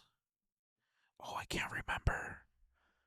Anyway, ladies and gentlemen, to the left of me, to the right of your screen, the one, the only, one of the heartbeat of the Madminds merch table. And not only that, helped us set up our Discord server. Not only that, introduced us to Mr. Tusker PCS, one of our greatest vendors that we have. Ladies and gentlemen, the unsung hero of Madminds himself, to the left of me, to the right of your screen. Ladies and gentlemen, please welcome Matt Haley. Matt Haley, welcome to the podcast. How you doing, my brother? Thank you for having me. Thank you for finally getting me on here. Absolutely, dog. And you know what? Not a lot of people deserve to be on this podcast, but you're definitely one person who we need to have on. We need to know about you. We need to know what you do for the team. What can you tell us about yourself? What do you do, and how are you involved with Madminds? So basically, I mean, I'm the merch guy. I sit at the merch table. Hell yeah, brother. I sell shirts. I sell shirts and hats. I help out with setup and breakdown. I pick things up. I put them down. That's what I'm good at. I also help with creating designs. Help Turk on working with designs and coming up with new ideas, jackets, hoodies, hats, whatever we can try to come up with that's new. Yeah, pick things up and put them down. That's a big part of my job. Matt, you're so humble because there's such a big part that you play on our team, and I think that having that merch is one of the things that makes this show one of the most legit shows out here in Jersey. And the same way, if we didn't have Finesse on the stage as our DJ, the show wouldn't be the same. If we didn't have Turk on stage, if we didn't have Progress helping, if we didn't have Ryan on drums, I can name a whole bunch of other people from the team and things that they do. It wouldn't be the same. If we didn't have you at the merch table, I don't think it would be the same. So number one, thank you for everything that you do for our team. But dog, I gotta know, what's the hardest thing about doing your job here at Madminds? Okay. The hardest part is remembering people's names. It sounds stupid, but I deal think about it, like I deal with 300, 400 people that come by the merch table, and I'm one person. They all remember me. I have to remember 300 people that I've seen. And I'm already bad with names. I'm bad with names. I just have a bad memory. Can we curse on here? Yeah, you can. Okay. You don't have to, but I try to avoid to. Yeah. I just have a really bad memory, and that's it's legit the hardest thing. People come up and be like, "Yo, what's up, Map? How you doing?" And I'm like, "Hey, what's up, bro? Like, hey, how you doing, my dude? Like, cause what's good, homie? Yeah, like I don't want to be offensive. Like, I'm already bad at remembering names, and what's good, my guy? There's so legit. There's so many people that I see that I'm good with faces. I'll remember them, just won't remember their name. Yeah, I honestly understand. And, I'm really good with faces. So luckily, when people come back on the podcast, I'm like, hey, I know it's not your first time here, or I'll be like, oh, you've been on here before. But the worst part about doing that is being like, oh, snap, you've been on here before.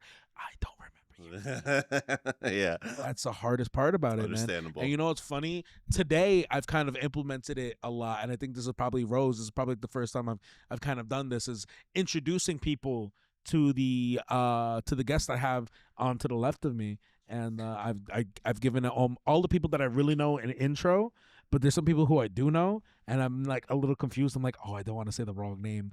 And I'll be like, let the people know who you are and where you're from. And That's just how you have to set it up. Yeah, like you that's how I lead set them it up. into them saying their own name. Yeah, dog. The worst thing somebody could do. Oh, maybe I shouldn't say this, dog. Don't give away the trade secrets. Okay. All right. I won't give away the trade secrets. Yo, Rose, where are you, dog? You just gonna watch me give away trade secrets and not say anything? Don't worry, I'm here. I'm here. You can keep chilling. It's okay. What part of that? What part of we're done at 10:30? Do not understand. He's just angry over there, dog. All right. Well, I'm a special guest. He is a special guest. Very. I appreciate it. Great point. Great point. What stories do you have? What unsung stories? And maybe we won't talk about the most recent one that happened here. We'll say yeah, that. let's not really. We'll save that for a future podcast. But what are some of the crazy stories you have from running in the merch table here at Madminds?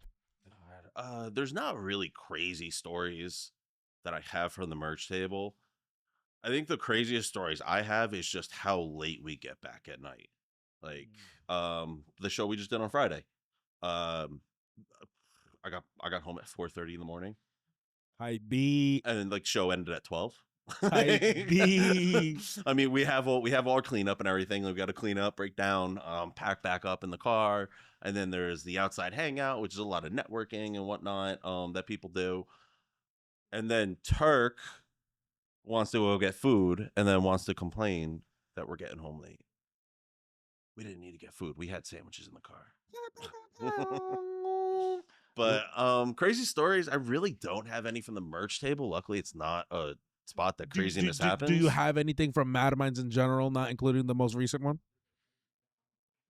That I've been a part of? No. Let's just say there's not any stories I want to say on the podcast. Dang.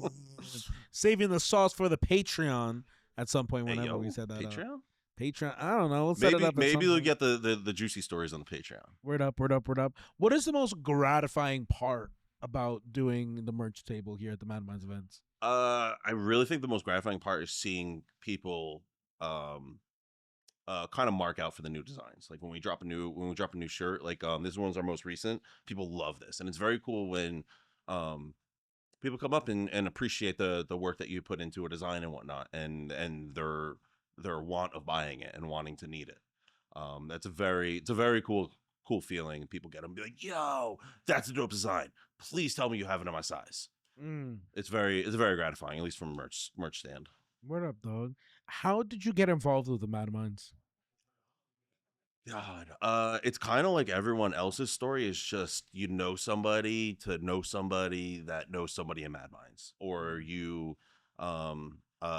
at the same show. Like so me and Turk were actually, I think it was one of his very early, I don't think it was, maybe it was when Madminds first started, back at the Stanhope house. We were at the same show and we didn't even know each other at the time. We both years later we realized, we're like, you were at that show? I was at that show. Like so that, I guess that was our first cross. We're in the same place but didn't know each other. And I think the actual first meeting was we have a mutual friend, Zach Kahn, that I used to work for his mom.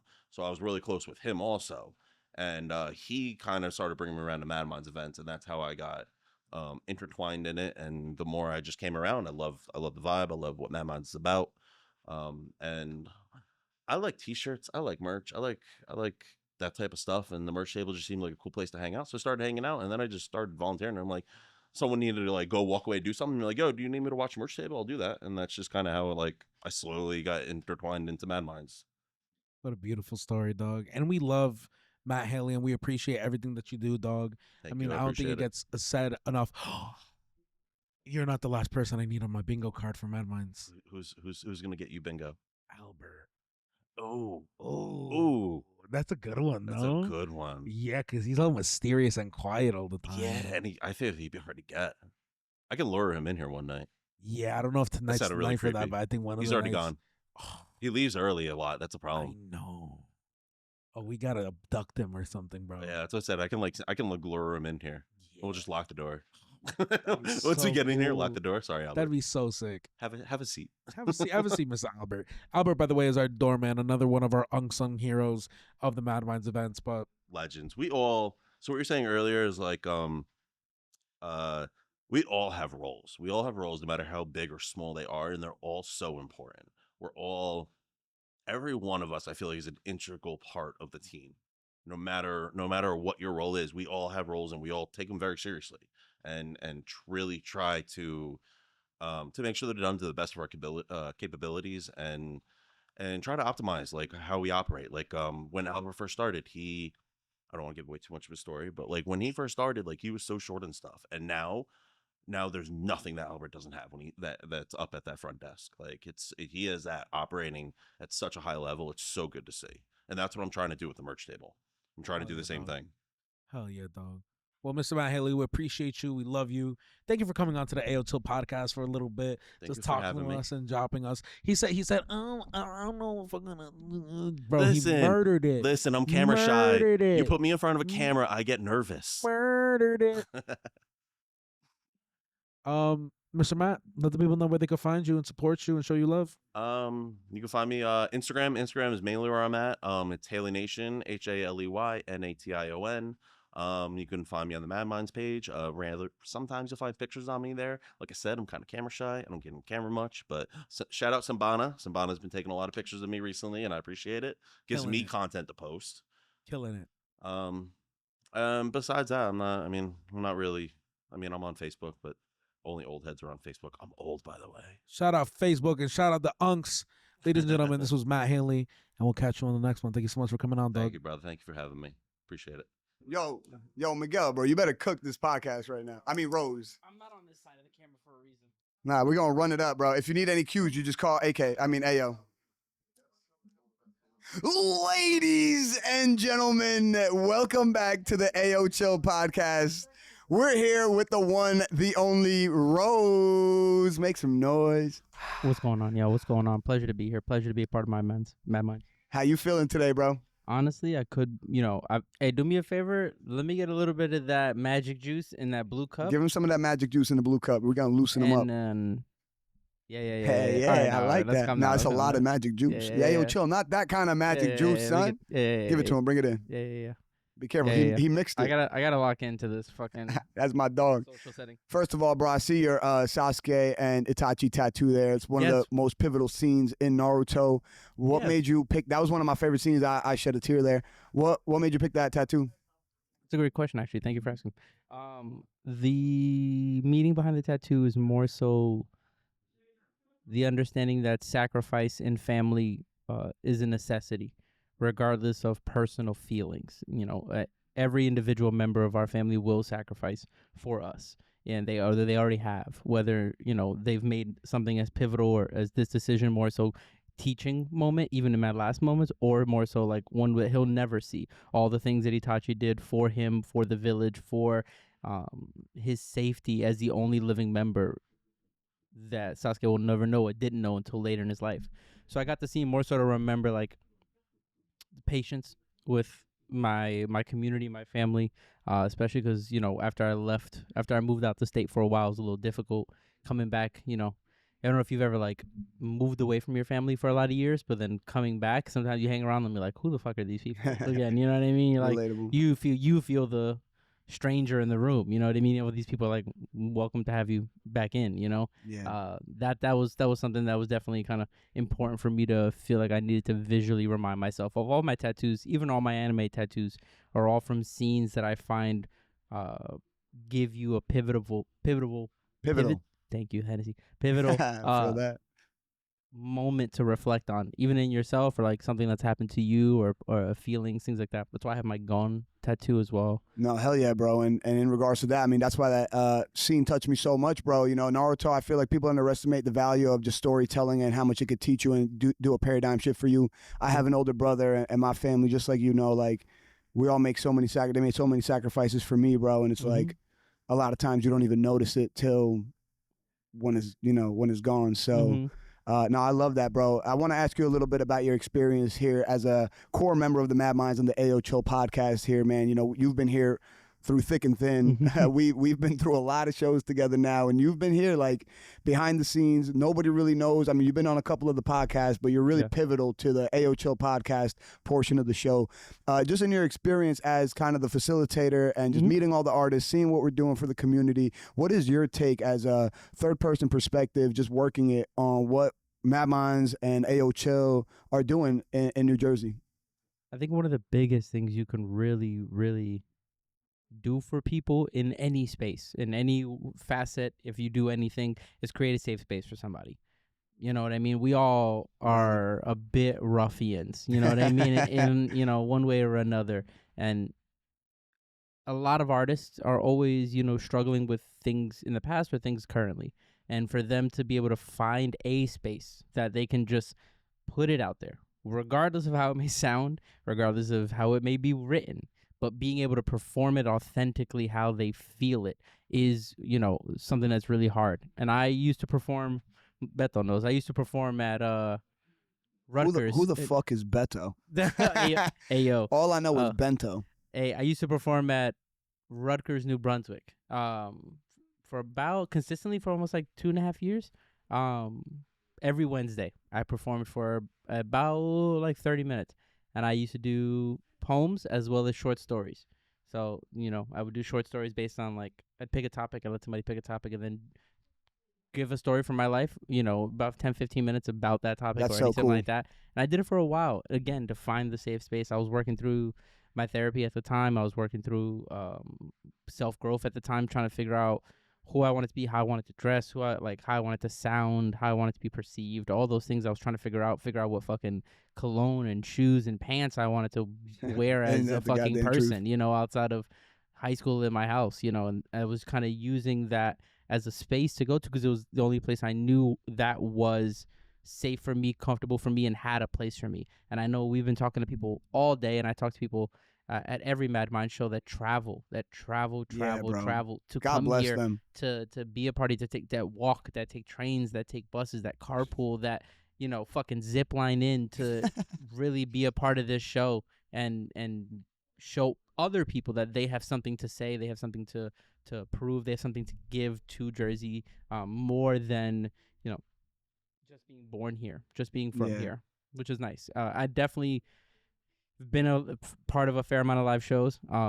Here, outside of here, I did stage managing for, theater shows before in the past as well. And the biggest thing that even we get people that come in and say is that it's organized. That's their biggest thing that they love here, is that it's organized. There's a process. There's a system. People are respected. People respect each other. Yeah, and because of that, people come in and they go, okay, I'm going to listen to you. I'm going to listen to you. I'm going to listen to that. You know what I mean? Yeah, And that's something that you have fostered within the community of people that you've hired and entrusted here to kind of still push that steady realization to people that you can trust the people here. Everybody's going to take care of you. They're going to do what they can. They're going to make you feel like family, all that. Bro, you said a couple of really amazing things there. Like, the first thing that you said is that, we're creating a safe space, and a lot of people are a little rough around the edges, and I know I'm not the only one when I say I qualify under that, and, I come from a line of literal villagers, bro. I come from a, crazy ass home life. So that's something I was always looking for, was that place. And you said that later on, that you got something more to offer to the world. That's what you want to show. And that's always what I wanted. That's always the kind of space that I wanted to create, where it felt like my message, my words, what I had inside me was being received on the other side of it. So the fact that you were able to tie all that together is really, I really do appreciate that, because that's literally been the goal since the beginning. And like you said, another really important thing you said is the people we've brought in, the people that we trust, and trust is such an important part. Anybody here knows, as a part of the team, we don't move like a business, bro. We move like a family, and if you saw the group chat, it should get a little crazy. And it's amazing that my dream my whole life has been to be able to be myself. I don't want to act like nobody else ever. I'm all about the vibes, and we've been able to foster that, like you said, and I trust the team and the artist at this point in the community with my life. And it's the fact that people can recognize that and feel that and be a part of that is really such a blessing and an honor, bro. I want to ask you, if you have, before we got to go, right? I'm sure you're trying to kick me off here. I'm the best host on this podcast, just so y'all know. Nah, I'm playing. Shout out to Ayoo Chill, he's the GOAT. Nah, chill. If you had any advice not only for the artist listening, but to Madminds and the team. I mean, you see a lot of the roughness. You, as somebody on the inside, you kind of get to see the stuff that's not so polished sometimes, and you get to kind of witness the ups and the downs with us. Like, what's your advice not only to the artist, but to the team and to us as a unit and to the community as a whole? Easy couple things that come to head is that the way that this is going to succeed is if you tell your friends about it. Tell your people about it. Like, I know you know somebody.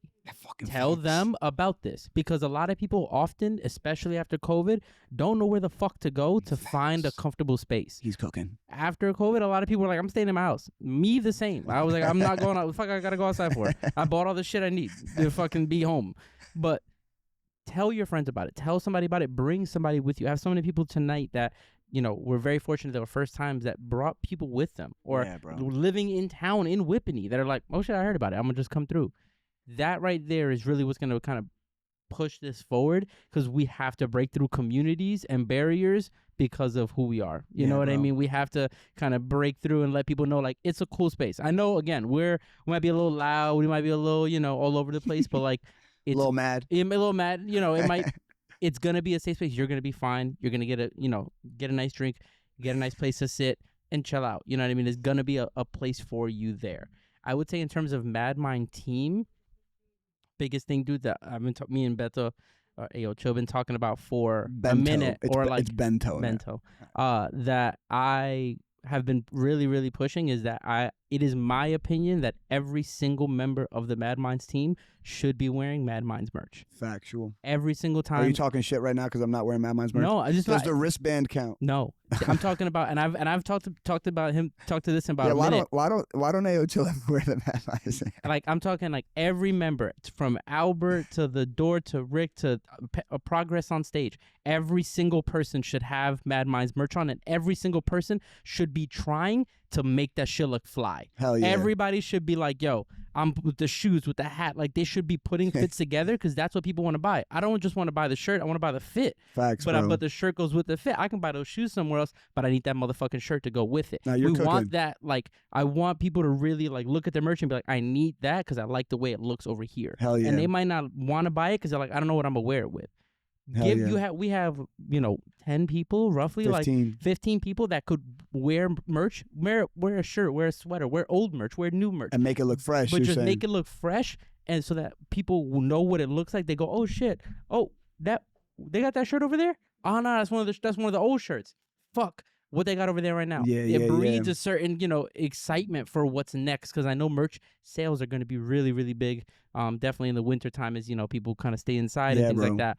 Now, something important. Something good. important about that is, like, and this goes to every artist out there. Like, you are your own walking advertisement, and what you just said is so pivotal. Like, we have so many people that could be walking around, not just at the show, bro, but in their day-to-day life. And I know a couple of us do. Matt, Rick, I try my best, but like, I know a lot of us do that. But if more of us but if more of us did that, you're right. We just more walking advertisements, and the merch has been fucking fly as shit. You know what I'm saying? That's what I mean. Like, I grabbed 2 shirts to put in the room. That's my dog. See, thank you for doing that, bro. Yeah, because I want people to, like, I told Rick, I was like, gonna be sitting there. I wanted to see the shirts. That's fire. At least see what we have. You know what I mean? If they're not gonna go wait in the room. The merch has been fucking busting. And again, just having people wear the merch. Where's your Madminds merch? Yo, right? I only have a couple things. Like, I would love more things for that reason too. Like, having every staff member. Hell yeah, we're doing it. Something. We're doing that. That's great advice. Before we go, this is the last segment of the show. I just want to tell everybody at home, bro, the one thing I could tell you is be your fucking self. Don't bend the knee for nobody. People gonna tell you to change. People gonna tell you what they should do, what you should do. Everybody's got a preconceived notion of the world, but nobody knows what you know. Nobody is who you are, and you got something so special to offer this world, and that's what Madminds is for, bro. To highlight you and everything you want to be. So just be yourself. Come through. You got a spot here with the Madminds. Thank you so much for being a guest here today, Mr. Rose. And if they're not fucking with you, find new people. Fuck them. You're going to find your people, bro. You're going to find your people. That's it. So, Madminds, we love you. Madminds. Cheers to y'all, bro. Peace. Peace. All right, who's my next guest? Can I get progress? Can you make sure? Who's hosting? It show's over. Is it over? Yeah. We hit the last artist? We hit the last You're artist. lying? No. We did it? We hit the last artist. That me up. Josh Benton, bro. Hey, yo, man. Go ahead, do your thing. Ladies and gentlemen, welcome back to the Ayoo Chill podcast. I'm your guest host, Turkish Royale with the motherfucking Madminds. You already know what time it is. If you're an artist from the New Jersey area, make sure you tap in, man. I'm here with the one, the only, the gracious host, Progress. Yo, how you feeling today, bro? Thank you so much for being here, man. I'm turned to the fullest, bro. Like, turn. We was drinking that Hennessy today. Hell yeah, man. We lit as hell, bro. But the artist was also just on point tonight, man. That's a fact, bro. Shit So was today was an insane. open mic. We did it very different here compared to Friday where we had hundreds of people to today. First time we did a show, 2 shows back to back in under 5 days. Yeah. How are you feeling about everything? Man, my energy is through the fucking roof. I feel like the amount of people that were able to double back, the amount of people that I saw at the show at the Williams Center that I saw tonight, it was just so surprising. I didn't think I was gonna see so many repetitive people bro. come back. So that was just fire to see. But then the other people that were coming in too, like just off of the last minute show that we threw, we couldn't have expected anything better. We bro, really for pulled real. this shit off in under 5 days, and it Yo, was a for real. great turnout. I want to hear your experience. You've known me for stupid long. Before you were even on the team, you met us at the Stanhope House days. Yo. You were under the acronym RLM, the Real Life Monsters. Shout out Sweet and Low. Sweet Shout and out Low. you. The progress, no pun intended. What can you say about starting from not being on the inside, just being an artist trying to network with a group of other artists, to now being pivotal in the team, our main co-host, and just a fucking asset to Madminds and where we've come? What can you say about the journey and what just give them a little bit of tidbits, you know? what I'm saying? Like for me, what it's felt like is, I think we all have opinions and we all feel like we have a voice, but at Madminds, one thing I could tell you is whether or not action is taken, your voice is always heard. You feel me? So like, I had a lot of ideas when I first came into Madminds, and I felt like I had a lot of things to give into it. And one thing is, there was always an opportunity for me to voice that opinion or give that opportunity or get that look. So like that was so valuable to me as somebody who like wants to do shit, you know what I mean, Hell yeah. in the community. So like, if you are somebody who wants to tap in, who wants to do more, who has ideas, who wants to keep branching this shit out, tap in with Madminds, bro, because they listen, bro. Like, word is bond, man.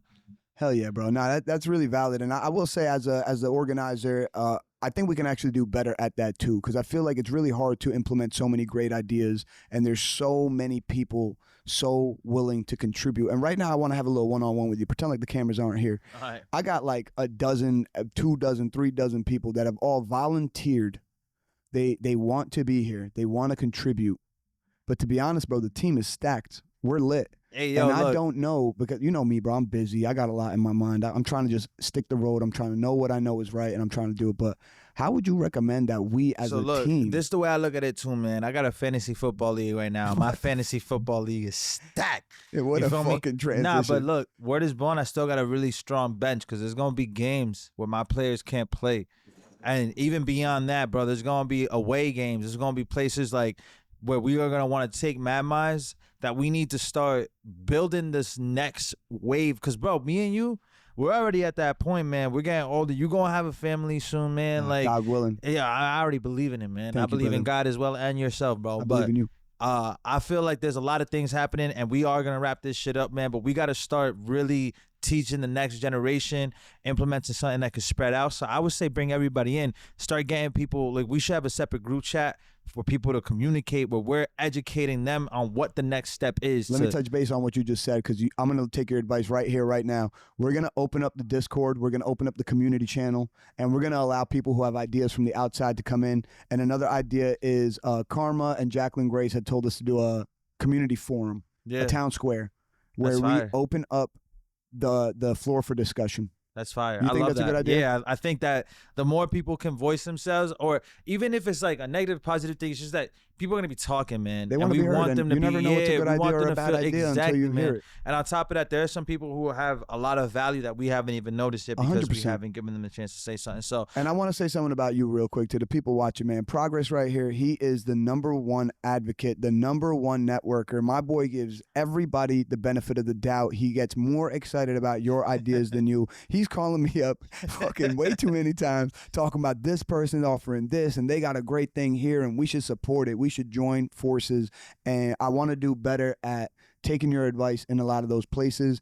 As y'all know, we're just doing our best, man. So, but thank you so much for being that person for real. And if you got any last words to the people watching before we wrap up the Ayoo Chill podcast. Yo, just follow your dreams, man. Link up with some people that are like-minded. And honestly, man, the best example you can take, I know there's a lot of us that do great shit, but it's Turk, bro. Like, Turk follows his dream. He pursues himself. He understands who he wants to be, and he makes that every day. That's why it's so easy to follow somebody who is already so sure of who they are. So if you're somebody, man, that's surrounded by people that don't give a fuck what you're doing, set yourself first, set your tone, and people will follow that tone with you, man. So shout out to Madminds, shout out to Ayoo Chill, shout out to everybody that came out Shout tonight, out man. to We you, love bro. you guys 100%. Progress, I fucking word, love you, bro. I love you too, man.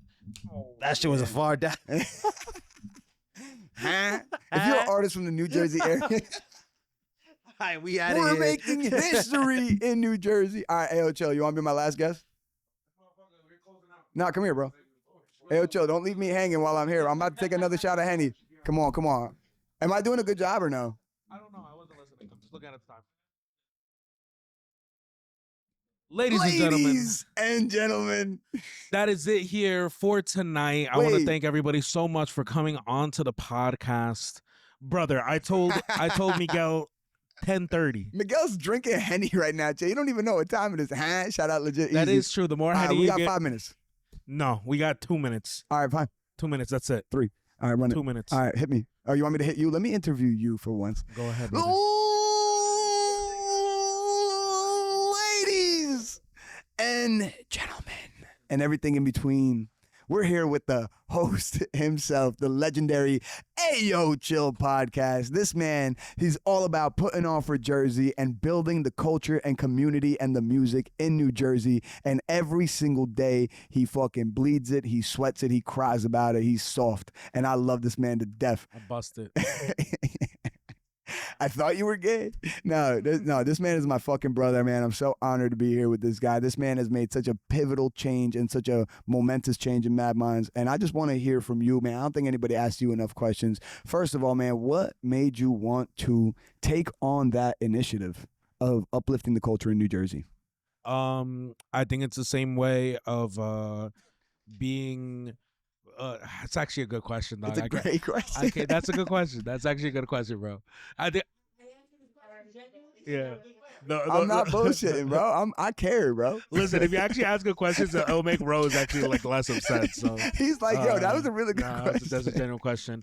What made me the initiative?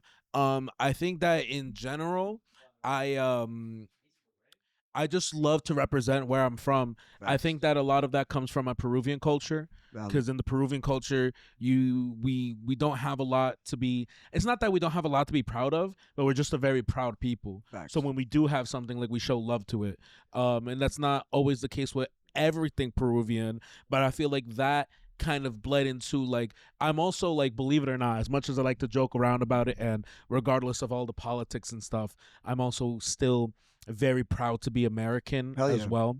And I think that I think that growing up, I was always too Latino to be American. I was always too gringo to be Latino, Bro, and I had accepted the same experience by, as a Turkish person, by bro. like my people. And so when it came to Jersey, it was just like, it was a no-brainer. Like, Yeah. Jersey is I wouldn't like to say it's a melting pot. I would like to say it's like a chunky chili, where it's like, you know, there's just so many groups within this like chili that we have, you know, and they're all so well presented, represented.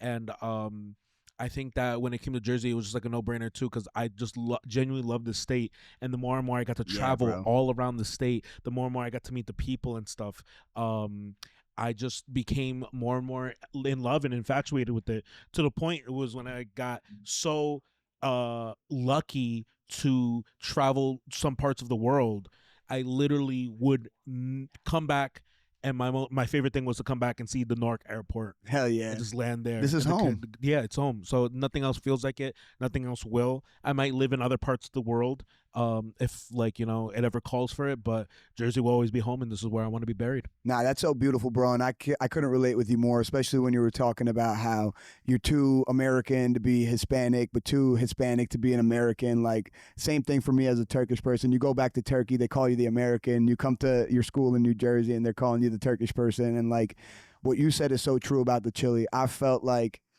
so many people from so many different places in the world felt exactly the same way I did. My Indian friends, my Polish friends, my Mexican friends, my Colombian friends, like Peruvian. Like I grew up around so many different people, and we all had this shared experience of being too far from home, but being too home to be a part of our culture. So that's beautiful, bro. I want to ask you, I want to segue that into the next part. Shout out, Rick. You make music, you're classically trained, you segued into this podcast, I stumbled across you, you stumbled across me, however that beautiful thing happened. You started with us at the Pavilion Lounge in Bud Lake the first time. Most incredible Madminds show ever. To the Homestead, arguably. Nothing else will top that show. That's an inside joke. And now we're here, bro. Not a joke. Now we're here. We did the Williams Center, 400 people. You're on that huge stage. We're here. Pavilion Lounge was better than Williams Center. And now we're here at Alphawave Studios, one of the greatest setups in New Jersey. Like Pavilion Lounge is better than Alphawave Studios. All right, he's fucking trolling. But listen, I'm asking you a genuine question. Shut the fuck. Why is he like this? I'm getting upset, dude. What do you see that is working well, and what is it doing for the people, and what do you think we can improve? What is working well? And be specific, like explain it as if what they is don't know. working well. What is working well? Overworking our workers. It's a great strategy. Underpay them, overwork them. It works every time. What is working well? I think what is working well, and this will be the last question, unfortunately.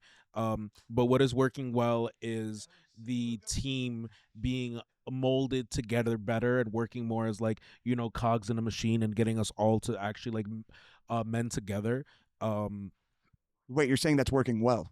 Yeah, I think it's absolutely. Like, I think that, and just like us finding like what we need. Like, I needed my own team to do what I do. You And know it's what I beautiful. mean? Your team is amazing. Yeah, Seriously. and like, you know, that's becoming there's things that we learned from in the journey. I think that us having as much as the controversial meetings that we have, and you know, like people might feel one way about him, people might feel another, but I do think it is essential. You know what I mean? Even though there's some times where I literally rather be anywhere else than in a meeting. I just want to say, notes. can I segue from Yeah. that? First of all, bro, I feel that way almost every single meeting. Yeah. Well, like the whole part of it, like the part about like this is so necessary for our team building, and the part where it's like, why don't I actually go do the things we're talking about in this meeting? Like that's how I feel. But I had a conversation with one of my mentors recently, and I was actually talking about the meetings and the team, and that's exactly what I said.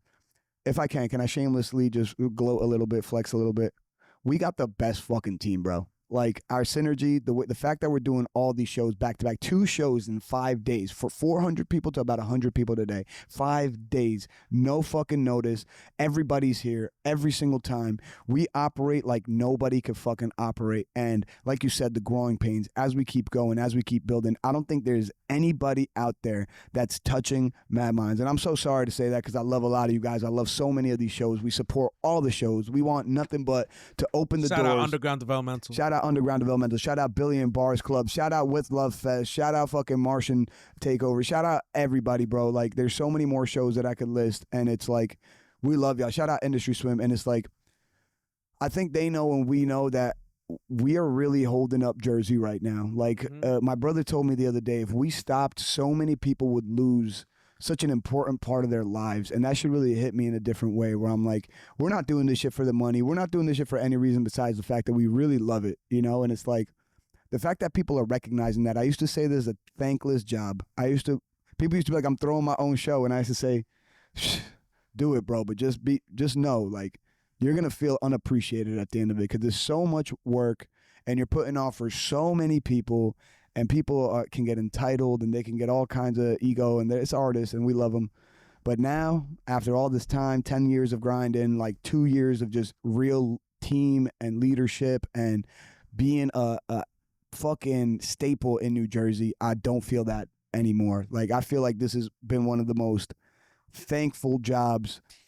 And I'm just so blessed, bro. Like, we're going to shut this shit down. We're going to take over the whole world. We're going to be the biggest event space because this is real. This is organic. This is not a gimmick.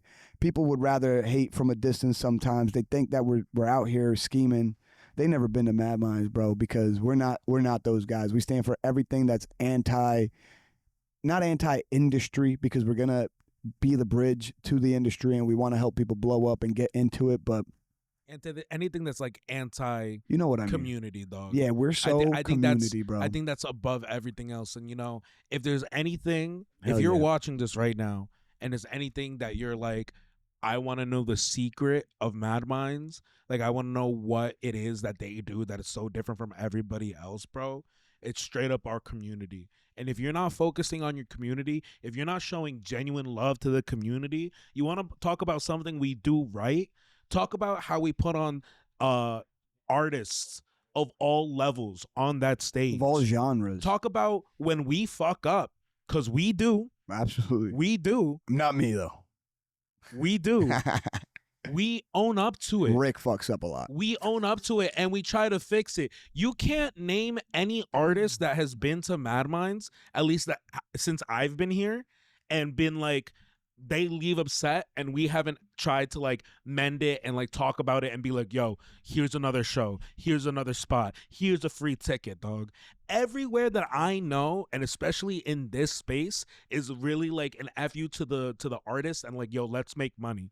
But that's not it with Madminds, and we're doing our best. We're trying to grow, and I think that's a testament to like everything that we've been doing. And the past 2 years have been some of the craziest years of my life and in the industry and doing all this shit. But that's the secret, and it's no big secret. And if you guys could do it, we're not even saying that you shouldn't. You should. You should. No, you 100%. You'll see everything change. Stop being. I don't want to curse. But screw it. Fuck them. Stop being an asshole and start showing love. That's it. All right? I'm sorry, Progress. Freaking Turk is over here. And before we wrap this shit up, bro, fuck you, Progress. No, I'm kidding. Now, listen, man. Shout out to seriously every single person who even watched this shit. Shout out to every person who's ever been to Madminds. Shout out to the team. Shout out to Rose, Rick, Cam. Fuck, is that legit easy right there? Thank you for all the Henny tonight, bro. That was beautiful, bro. And another W. Just another W, bro. Undefeated Madminds. Throw the M's up. Throw the M up, fam. Throw it up. Can I throw it up on camera? Is that... Yeah, no, throw the M up. I don't want to get shot. I'm not affiliated with any gangs. So, ladies and gentlemen, that's been the Ayoo Chill podcast. I'm your host, Turkish Royale. This is my guest, Ayoo Chill, and it's been real. Peace. Yeah, guys, this is the actual Ayoo Chill podcast, and I'm your host, Ayoo Chill. Nah, I'm your host, Turkish Royale, and this is my guest. This is my gay lover, Whoa. Turkish Royale, bro. We're cutting that out. We're never gonna never cut out anything from the podcast, unfortunately. I quit Madminds officially. Rick, you're promoted. We love you guys so much. Thank if you so I die, much. I leave Madminds to Rick. He's got it. Huge shout out to the whole team, Alphawave. Also, if you want to book a podcast with me on Alphawave, hit us up. Check up all the things that we do, and that's pretty much it. I'll catch you guys on the next one. Peace. Madminds, peace. And that's a wrap. On camera. Oh snap, yo! I forgot y'all were there, dog. This is the end of the podcast. Which means if you didn't like the video, if you didn't comment, if you didn't share, what are you doing? Why are you watching the end of the podcast here? There's nothing left. Everybody's home. Everybody. Rose left. CeezSoCrazy left. Cardi left. Turk left. It's literally just me in this room alone. What do you want? They shut off the lights on me, dog. All right, yo. Literally, we're losing. We couldn't even pay the light bill, and they turned it off on us. Ladies and gentlemen, head to ayoochill.com. Please support the movement. Buy yourself a hoodie. Buy yourself a t-shirt. I think we have socks. And if we don't have socks, comment down below. I'll make some socks for y'all. Put some chill on your feet.